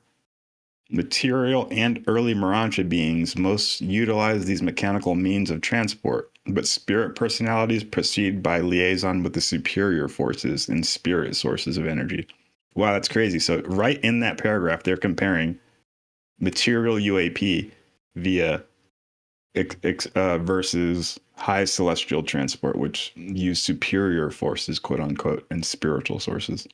You know, Jerusalem is teeming with hover cars. I picture it totally like Coruscant in Star Wars or something, but a little nicer. Yeah, hopefully a lot nicer. More color. It's all gray. I don't want Gotham City all over. I want freaking something pretty. But that's so cool. That's crazy. So 500 miles per hour UAP in the afterlife. That's so cool. And if you want to be swagged out, you don't even have to take the fucking whip. You can go talk to a bird and say, hey, I want to fly on a bird. That's dope. Avatar in this thing. All right, plowing ahead. Hope you guys are enjoying. Again, welcome to the new viewers. Hopefully you will be a new subscriber. And if you forgot to press that button, press it and hit that little bell notification thing too, so you'll get a notification on your phone when we go live and when we drop new episodes. Keep your thumb on that pulse. Gotta understand. Jerusalem and its associated worlds are endowed with the 10 standard divisions of physical life characteristic of the architectural spheres of Nebadon. And since there is no organic evolution on Jerusalem, there are no conflicting forms of life, no struggle for existence, no survival of the fittest. Rather, is there a creative adaptation which foreshadows the beauty, the harmony, and the perfection of the eternal worlds of the central and divine universe. And in all this creative perfection, there is the most amazing intermingling of physical and of Urantia life. artistically contrasted by the celestial artisans and their fellows. Wow. Okay. So this is another paragraph that I'm going to add to my mental bank, because there's another paragraph in the Urantia book that implies that there might not be evolution or like a predator-prey relationship after the physical worlds. There's no need for it. So, yeah, I'm wondering how prevalent the predator-prey relationship is on any world. You know? I would say what were we talking about? The Errol, the Matilda Bugs O'Donnell, and Blossoms. the Bugs and Blossoms. She says yeah, that there was a faction that it. increased the survival struggle of predator-prey relationship for Earth, and they brought like specific animals here with the experimental world, and that on other planets it's not normally this warrior and whole combat system. Yeah. And then what, didn't they create that because they accidentally created this company was in charge of creating custom animals for celestial beings, and they created a custom animal for a prince, and one of them accidentally died, right? And then I'm thinking about reproduction, and one of them died. They said, we can get past this problem of one dying by having a mate and keeping to reproduce, but by reproducing that means they have to die. And then people thought that was like, oh, you shouldn't try this out. And they ended up creating reproduction and predator-prey relationships in order to replenish if anything died, but also keep the cycle going. It's not from the Urantia book. This is something else, but it's a cool angle. Yeah, that's interesting. Oh, another sad point. Or does the predator-prey relationship exist in every evolutionary planet? You know? And how much is it? I personally kind of believe that it is a necessity. Like, I was thinking about this, like why we feel hunger. Think of like a single cell. If it didn't have the need to go out and consume other cells, it wouldn't have a stimulus to evolve. And that hunger actually drives evolution. So on a purely mechanical world, purely material like here, you kind of need that dynamic to be able to simulate the evolution of life. Otherwise, everything is satiated and it's not going to have a need to adapt like that. Well, see, and then you can take that the other way, and how it kind of like other texts, not the Urantia book, but other texts like Law of One, other places, and even kind of in the Urantia book, they say like on advanced planets, people don't advance as quicker, especially in the Caligastia papers when he had those up. It said like advanced planets, they weren't sending as many people to the mansion worlds. Like they weren't generating enough souls of survival capability because it was too easy. There wasn't enough contrast. There wasn't enough contrast to learn lessons. So it couldn't really like get instilled. And other spiritual texts say that too. Like the earth was created because the spiritual progress couldn't be had on these easy planets. Therefore, the catalyst needs to be thicker. And it seems like, yeah, you're right. When that first single cell gets that hunger stimulus, if that didn't happen, we wouldn't have this spiritual hunger up here. And maybe they realize that's one way to create a super resilient spiritual being in the ascension career. You give it biological hunger at its very first stage of life, and that'll like propel it up through the cosmos, as opposed to a being that didn't have that. Then they're kind of here not knowing what they're doing. They're just like, okay. Yeah. No, that makes perfect sense. And this actually also ties into the Anunnaki, because it says that one of the reasons the Anunnaki came, or the people that were picked to be on this mission, it was actually part of their evolutionary, I guess, progress as a soul to come here in like a limited avatar form in the more physical reality, and to live under those limitations. It says that like, we're basically trying to merge with our inner God spark during the afterlife journey and even during the physical life. And it said that they had yet to really fuse and merge with that inner spark within them. And they were already on the afterlife planets. And so this is going to sound weird, but it says that they actually separated from their God spark temporarily during this Earth mission. And, it would be waiting for them basically upon the completion of their mission. And what I see from that is that they're trying to increase the contrast of free will choice, because if you are like an evolutionary being and everything is always easy, there's no contrast of like that good and evil. It's like, how do you know what you actually want to choose? Like, are you just going with the crowd because that's what everyone else is doing? Like, but if that same soul was thrown into a different environment in which it was allowed to, like, people like on Earth, right? Everyone's doing like, it's like super self, you can either be super selfish or like service to others, and all that's happening at once to the extreme, right? When a soul is placed here, when they realize that both of those choices are available, which one are they going to attach themselves to, right? Without that Yeah. contrast, like, they might just kind of be going through the motions and going with the crowd. But when we have both crowds down here, then it's like you really get tested. You might fall into the ditch of, the purely self-serving, and then you might flip and be like, okay, I realize now that's not what I want. Or you realize that is what you want, and then you become, as Law of One puts it, service to self, trying to like evolve and Ooh, like the run dark on the side. rat race, the dark side, the left-hand path, right? Emperor Palpatine. No, you're right. You're right. 100%. It's a great way to put it. I was just over here thinking of Sith Lords in my mind. But shout out to the chat, shout out to the new viewers. Yeah, I appreciate it. Appreciate the love. What's crapping? That's my brother in the chat, Arch Glass, Scotty T. We grew up together. You guys will end up meeting him. Fucking Nice. gangster right there. Hope you guys enjoying the chat. Let's finish up this section real quick, and then we can hit him with some swag. Let's see, where did I leave off of? 2.6, right? Yeah, 2, 5. 2.5, okay.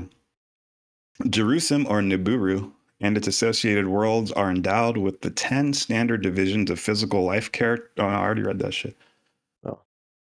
Jerusalem is indeed a foretaste of paradisiacal glory and grandeur, but you can never hope to gain an adequate idea of these glorious architectural worlds by any attempted description. There is so little that can be compared with aught on your world, and even then the things of Jerusalem so transcend the things of earth that the comparison is almost grotesque. Until you actually arrive on Jerusalem, you can hardly entertain anything like a true concept of the heavenly worlds. But that is not so long a time in the future when your coming experience on the system capital is compared with your sometime arrival on the more remote training spheres of the universe, the super universe, and Havona. The manufacturing or laboratory sector of Jerusalem is an extensive domain, one which Earth people would hardly recognize since it has no smoking chimneys. Nevertheless, there is an intricate material economy associated with these special worlds, and there is a perfection of mechanical technique and physical achievement which would astonish and even awe your most experienced chemists and inventors. Pause to consider that this first world of detention in the paradise journey is far more material than spiritual. Throughout your stay on Jerusalem and its transition worlds, you are far nearer your earth life of material things than your later life of advancing spirit existence. There you go, right there, what we were talking about before. It's way more material. Yeah. When I first read through the Urantia book, this one paragraph just blew my mind. I got so excited because this concept that there are refineries and chemical plants on Jerusalem, it's the coolest freaking thing. But there's But with no no chimneys, smokestacks. no Like how exhaust, does that no even work? waste. It's like every byproduct of a chemical manufacturing process is utilized and repurposed. I've been looking into lately for the game I'm working on, nuclear transmutation, which is cutting edge. I saw articles from decades ago, like decades in the future, we'll have reactors that can transmute nuclear waste.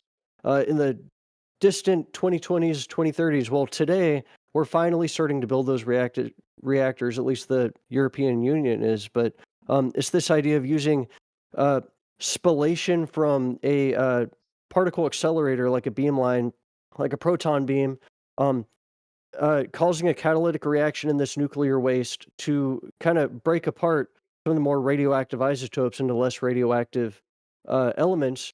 And as we refine that in the next 100 years, we might get to a point where we can have perfect nuclear reactions with zero nuclear waste, because all that nuclear waste is transmuted into safe, harmless elements that can then be repurposed. So it would be really That'd cool be to crazy. imagine a world that's millions of years of advanced civilization, they've perfectly just mastered the art of refining chemical elements.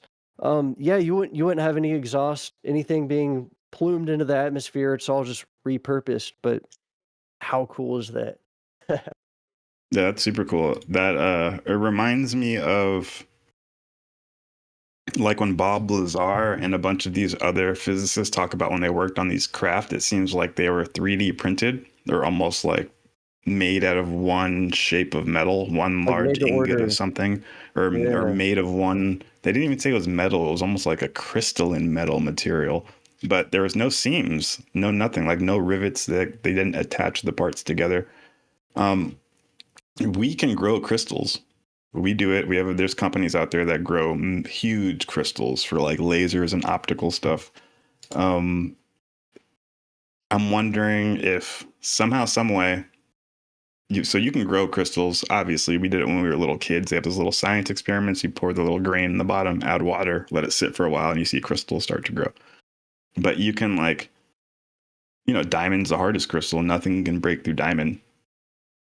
So I'm wondering if you could like make a UFO out of pure diamond through like a mold Ooh. process, So, Yeah. and they talk about Urantia being abundant in elements, crystals, and different minerals. So I think like they have a cave full of just like UFO dyes or UFO templates, and they kind of just like grow the crystalline form in that. And it's perfect with all the seats and all the dashboards and all the pre-existent circuitry that goes throughout the ship, and then just kind of like cut it off, and you got a ready-made UFO for you.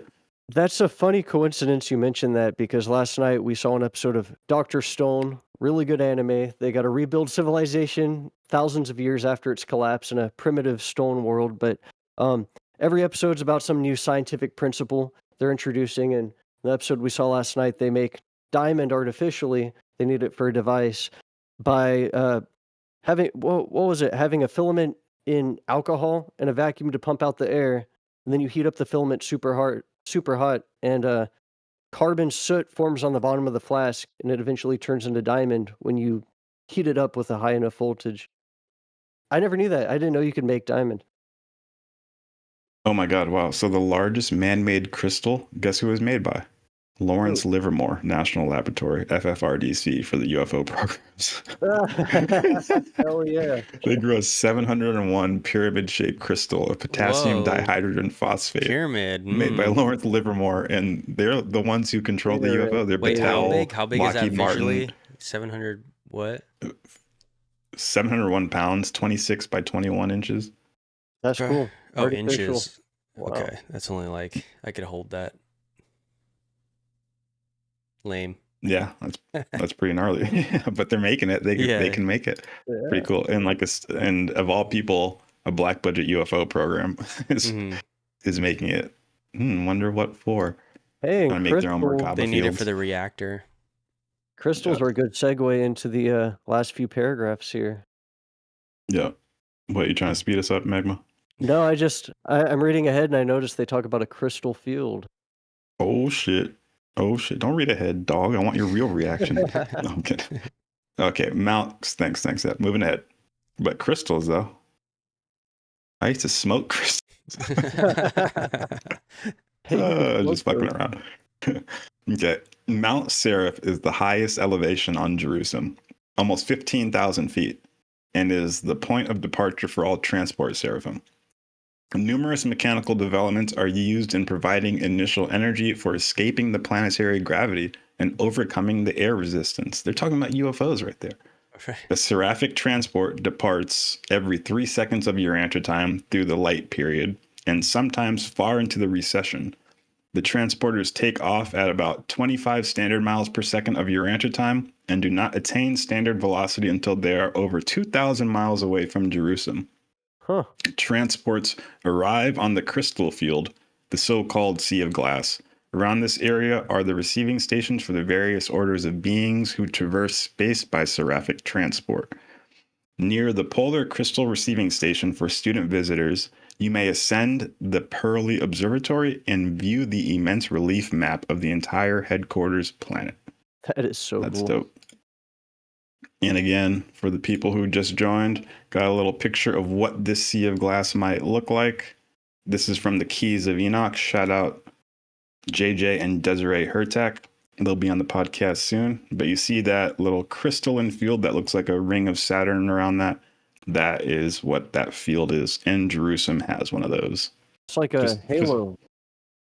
Yeah, it's like a Halo. Like Shout out to Halo. Fucking my favorite game. Yeah.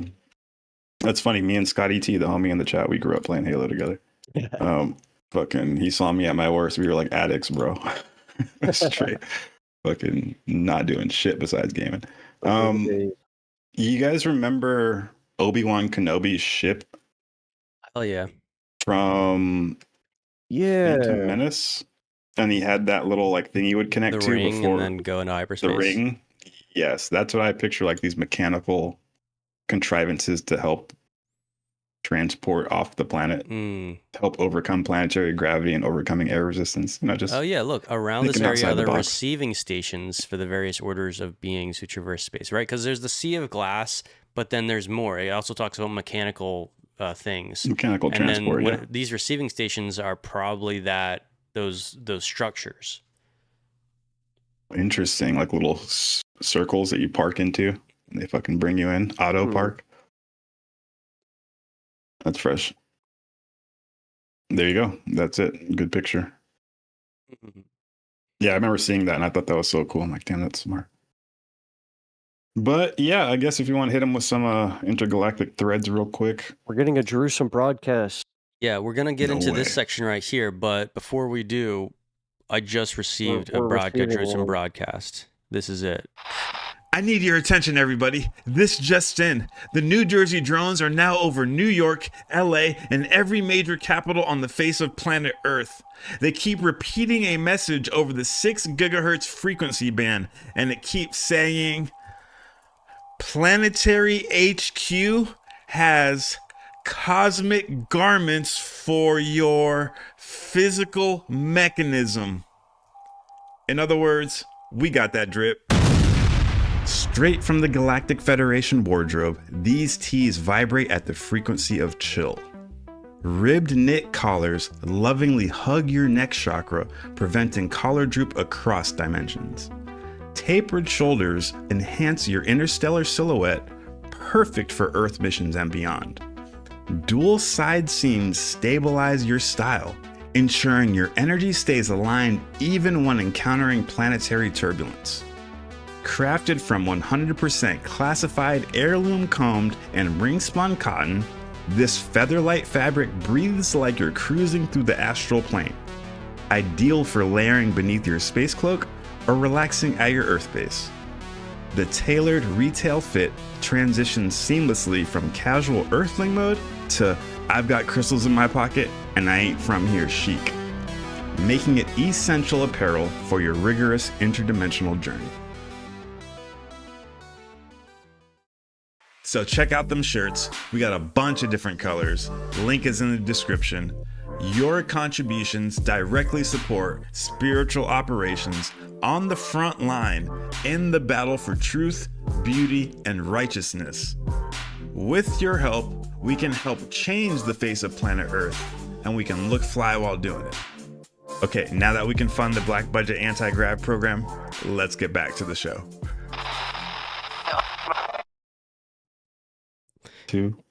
We back. Yo, it's a UFO for real, yo. Hell yeah. We're back. Got that Jerusalem broadcast. Says go get swagged out. Go support the mission, Planetary HQ. We're trying to get an app, Mind Body Spirit app, so that you can track your own mind body spirit progress. And then you can link up with other people in your area so that you can all grow together. And that'll be the reason your profile gets votes and likes, not because you're showing your ass and showing money and showing Ferraris. We're trying to create the next era of social media. So every time you guys buy a shirt, you are supporting that cause. So check it out. We're going to have a lot more. We're actually rolling out an entire line of graphic tees. So keep it locked. You can be swaggy, representing the stars and Planetary HQ in your day to day. So hit that like button and subscribe button again. Stay up to date. Tay Chilla, you got some broadcasts for us, baby. Gang, gang.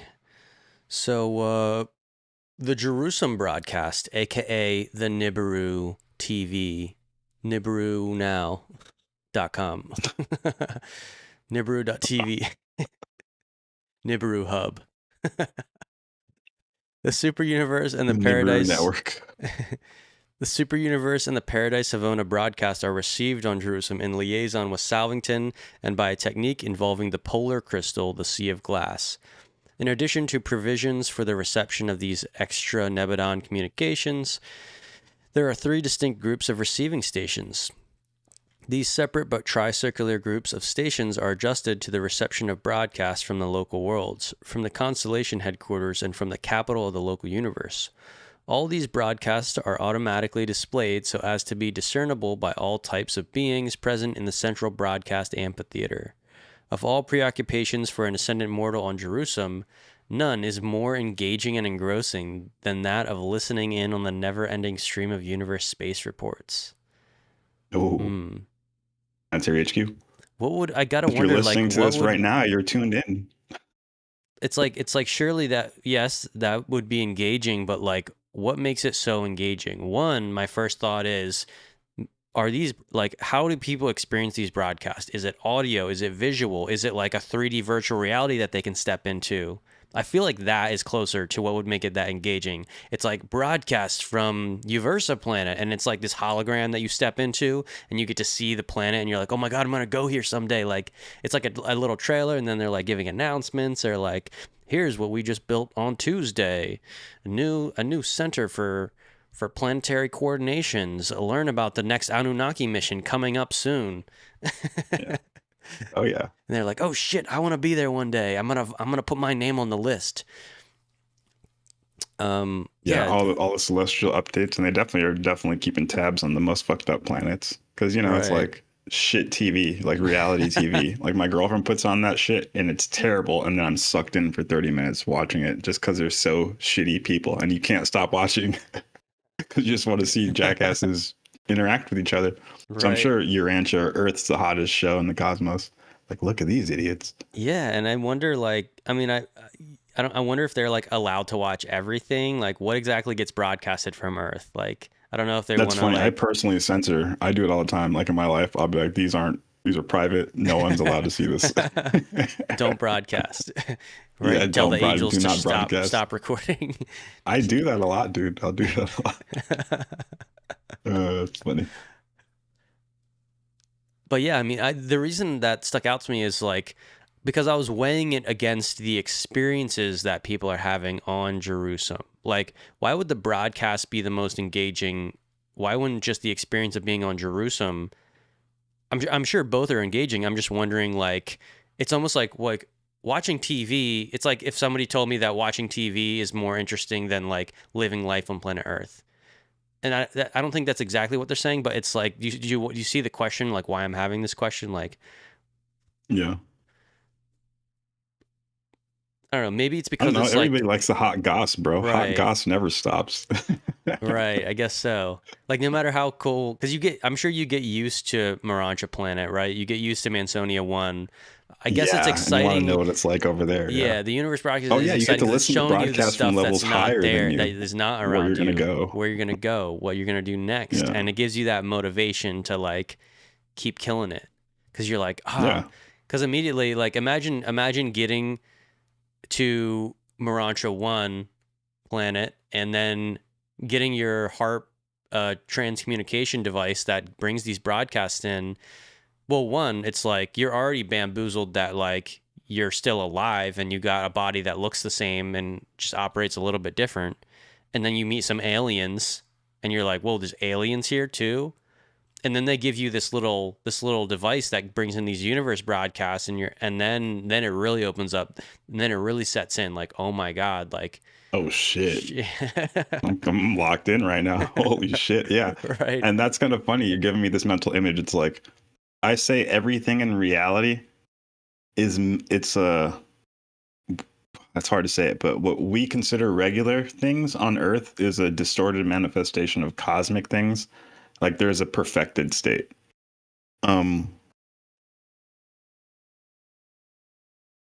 I don't want to give too many bad examples, but like altruism, false altruism. I don't even want to go down that path because people are going to be like, this guy's an asshole. um, or I guess, yeah, you don't want to perpetuate negative things, right? You don't want to enable negative character traits.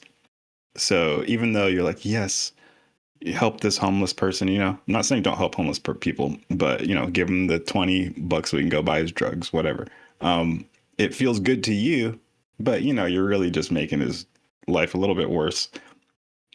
That's supposed to be a divine function, and you're supposed to be using that for the right purpose. A better example is like save the whales.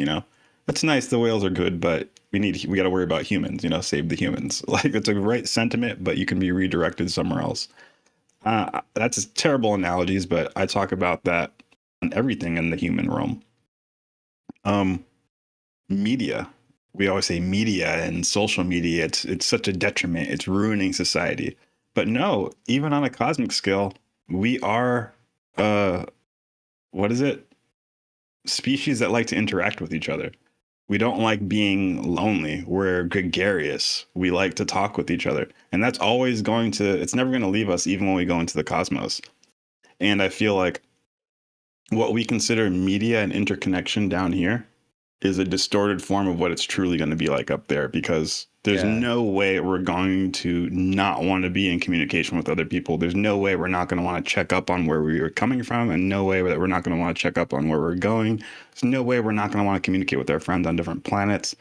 So I guess that there is a form of this divine network of communication. So if we can start looking at it like that and strive towards the perfect aspect, instead of looking at our social media as it's negative, it's bad, I'm just going to isolate and stop talking to people.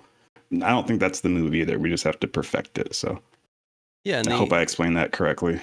No, that makes sense. I realize, I think a lot of people feel existential about social media. Like, it can even, you go into a social media depression. Some people turn off all their accounts, and it's because that social media normally they start out where it's not meant to be profitable. It's just meant to be a really cool place for people to share things that they're doing, and then see what other people are doing, and then follow the thread and discover new things that they can also experience. But then, a few years' time goes by, and the motivation really switches to monetization and, the capitalistic society, because, a company in today's world has to support itself, and that becomes the primary motivator. And so no longer are they optimizing for human inspiration connections. They're optimizing for attention. How do we monetize the attention of everyone on the platform, right? And so this Jerusalem broadcast is not doing that. They don't need to monetize attention. They don't get anything from the attention. They're trying to inspire souls to continue their journey, to step it up, to advance, to progress. It's all based on inspiration, not monetization. There you go. I think you just solved the problem. So we were just talking about with our Mind Body Spirit app. It's all about the motivation, the motivation. And I was talking about it last night.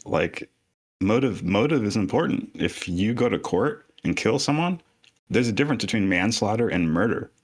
Your intention. If you accidentally did it, they don't count it as bad as you premeditating and killing this guy. So even in the celestial realm, they're measuring your intention. And I think that manipulating and orchestrating events so that for your own personal agenda, so that you get what you want, I think that is a dark path. And that's what a lot of media and government state actors do. They try to orchestrate these events in a pageantry, and they want a desired outcome from the public. And it's manipulative, and they're not telling us the true agenda. But from the beginning, your motive is already distorted because you're trying to manipulate and orchestrate these events. When you look at Jesus, he wasn't manipulating and orchestrating. He was just revealing the truth, just being real. And then the events would self-organize correctly. And I think on Earth, we need to know the difference. We haven't learned that yet, that there is an incorrect way to approach reality through that distorted, manipulative intent. Even if you start something, if you create a concept with the intent in mind, it's to orchestrate and manipulate, you're already fucking up the planet. The concept is already at a low, distorted vibration, as opposed to just revealing the truth.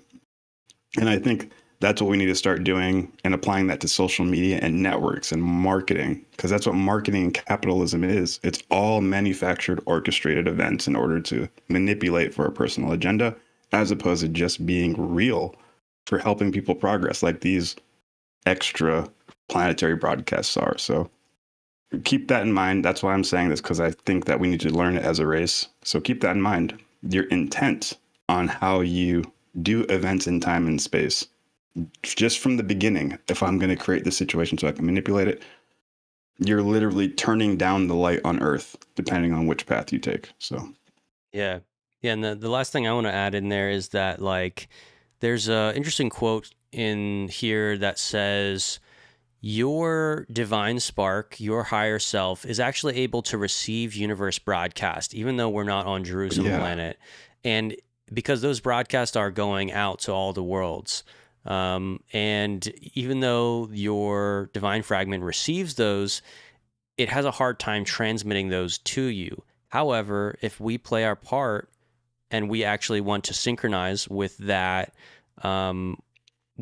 divine fragment and the intention and thought of the universe, which it holds, we can actually bring through those communications as what people normally call downloads or intuitive inspirations. It is the ultimate muse to receive these and translate these broadcasts into your own inspiration and your stream of momentum that causes you to move here on Earth. So I just wanted to throw that out there as a little nugget of inspiration to tap into them light codes. No, for real. That's a great one. I got something for you in the chat, so I'm going to put it right here. I think this actually lines up to what we're talking about right now. Let me see if I can get it from my phone. All right. It's in the chat if you want to bring it up.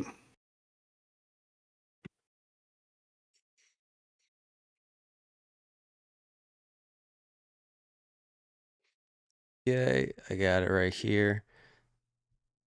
I just like that I saw this meme this morning. For my next trick, I'll be turning my thoughts into reality. Yeah. Nice. Just a little stupid riff. Some comedic relief. Manifestation. Press that like, press that subscribe. Manifestation, that fucking meme. I love it. Secret that banks don't want you to know. Continuing on here. Okay, stream of universe reports. I think I'm on here, paragraph 2, yeah. This Jerusalem broadcast receiving station is encircled by an enormous amphitheater constructed of scintillating materials largely unknown on Urantia and seating 5 billion beings. Holy crap, that's a lot. Material and Urantia, besides accommodating innumerable spirit personalities. It is the favorite diversion for all Jerusalem to spend their leisure at the broadcast station, there to learn the welfare and state of the universe. And this is the only planetary activity which is not slowed down during the recession of light. Okay, now I'm picturing why this party is. At night. Now I realize why this is the engrossing, because they can house 5 billion. This is the club, dude. This is 5 billion beings, and they're bringing in news reports. I bet they're bringing in music. High celestial beings, everything. Yeah, like entertainment. Yep. Yeah, entertainment. And you can meet the aristocracy. You can meet the president from this planet you've been hearing about. When he lands, he's going to kick it at the planetary station. So you're, damn, look at, he's actually here. That kind of shit. Right. Yo, look who just arrived on the Sea of Glass. We've been hearing about Macaventa from 606. Let's go. Yeah, exactly. Rock star fucking status. Right. The anthem's playing. Oh my god. Yeah, I'm excited. We're gonna create a version of this though. Planetary HQ. We are the planetary headquarters for all your celestial broadcast. Believe it, we are gonna have buildings all around the planet. Central receiving points for like-minded individuals progressing in mind, body, and spirit. That is what we're all about. Yeah, we'll have the first planetary broadcast station on Earth. We already kind of do. Damn. Right. And this is a 24/7 party, the only planetary activity which is not slowed down during the recession of light. That's one way the recession of light, aka nightlife. Boy, it's like New York City. Don't stop. City don't stop. Pretty much. At this broadcast receiving amphitheater, the Salvington messages are coming in continuously. Nearby, the Adentra word of the Most High Constellation Fathers is received at least once a day. Periodically, the regular and special broadcasts of Uversa are relayed through Salvington, and when Paradise messages are in reception, the entire population... I bet.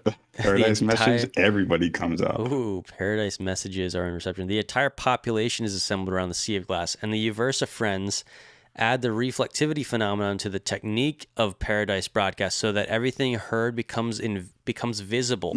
Ooh, 3D holograms, wild. Yeah. Transmutation. And it is in this manner that the continual foretaste of advancing beauty and grandeur are afforded the mortal survivors as they journey inward on the eternal adventure. Nice. The That's so sick. And the Keys of Enoch says that we can build this. We'll learn to build this when we find big crystalline caves, and we'll be able to like channel the space energy in there, and then it'll receive broadcast perfectly in 3D holograms. That's so sick. The Jerusalem sending station is located at the opposite pole of the sphere. All broadcasts to the individual worlds are relayed from the system capitals, except the Michael messages, which sometimes go direct to their destinations over the Archangel circuit. Ooh. Yeah. You think we can like plug the aux in to catch those Michael messages? If we talk to the right Archangel, they can give us the aux. They're like, here. Here, we'll give you a direct line. There's an Archangel divisional headquarters on Earth, remember? Oh, yeah, let's hack in. Yeah. To do my Merkaba meditation. Put up the Seal of Solomon, do a fucking Macarena, and I'm in. But hell yeah, I think we could probably pause it there. We've been going for a while. We went heavy. I mean, I hope you guys liked it. I know we're talking about some crazy stuff, but it's real, man. And that's the only reason we do this, is to hopefully instill or re-instill some lost information into the planetary zeitgeist. We took it upon ourselves to reflect the light from the stars to our fellow brothers and sisters. And we only do it so that we can show that other people that you can do this too. You know, there ain't nothing special about us. I know it sounds like we're well read and we know all these concepts, which we do, but we're just human beings like you. And that's why we started Planetary HQ. That's why we want to try to help contribute. We want you to realize that you are more than what you think you are. You are like an ancient biological technology. And within you, there is an ancient, advanced light technology that speaks to you in light holograms. You are a walking, talking, advanced, bad motherfucker that's ready to be activated. And we all are that. It's just we have forgotten it. We are here to wake you up. If you are hearing this, you are the resistance. And you can put your fingerprint on the book of life, of Earth, before you die. It is within your grasp. It is within your will. There are other people out here who you can link up with so we can get the cause done. Like I said, you are the resistance. We are here to help you through this. And if you want to hit your mind, body, spirit potential, if you want to experience the highest that reality has to offer, join the squad. Link up. We do got the link of the Discord in the description so you can talk to us directly. We have these weekly episodes every Sunday, and we drop more content throughout the week. And we also do tours at all the UFO and spirituality conferences. So come check us out. We will give you the full tour date list by the end of the year. If you hear your city, you better come link up with PHQ, and we're going to have a great old time. We'll be in California next year, July 24th to 27th at the Urantia International Conference. So you can come kick it with us there. And like I said, more dates coming to you soon. But until next episode, until we meet face to face, you are more than what you think you are. And together we will get this shit done. Absolutely. Salute to all the cosmic citizens out there, all the Starseed Network and light workers. You know, the harvest is plentiful, but the light workers are few. Mr. J-Man said that in slightly different wordings and in Hebrew, so that is an accurate translation to English. So, yeah, thanks for tuning in, everybody. Whoever thought that we would have gone from Nibiru to that? That was quite expanseful. Honestly, I'm glad we could make some of these connections. And if you're entertained, definitely hit that like. If you think we stepped too far and Jerusalem is not Nibiru, then give us the alternate take in the story. We're out here connecting the dots, but maybe you got answers too, right? We think that the best answer is not just from one person, it's from the correlation of minds and data points. And that's why we run this Forbidden Scrolls podcast.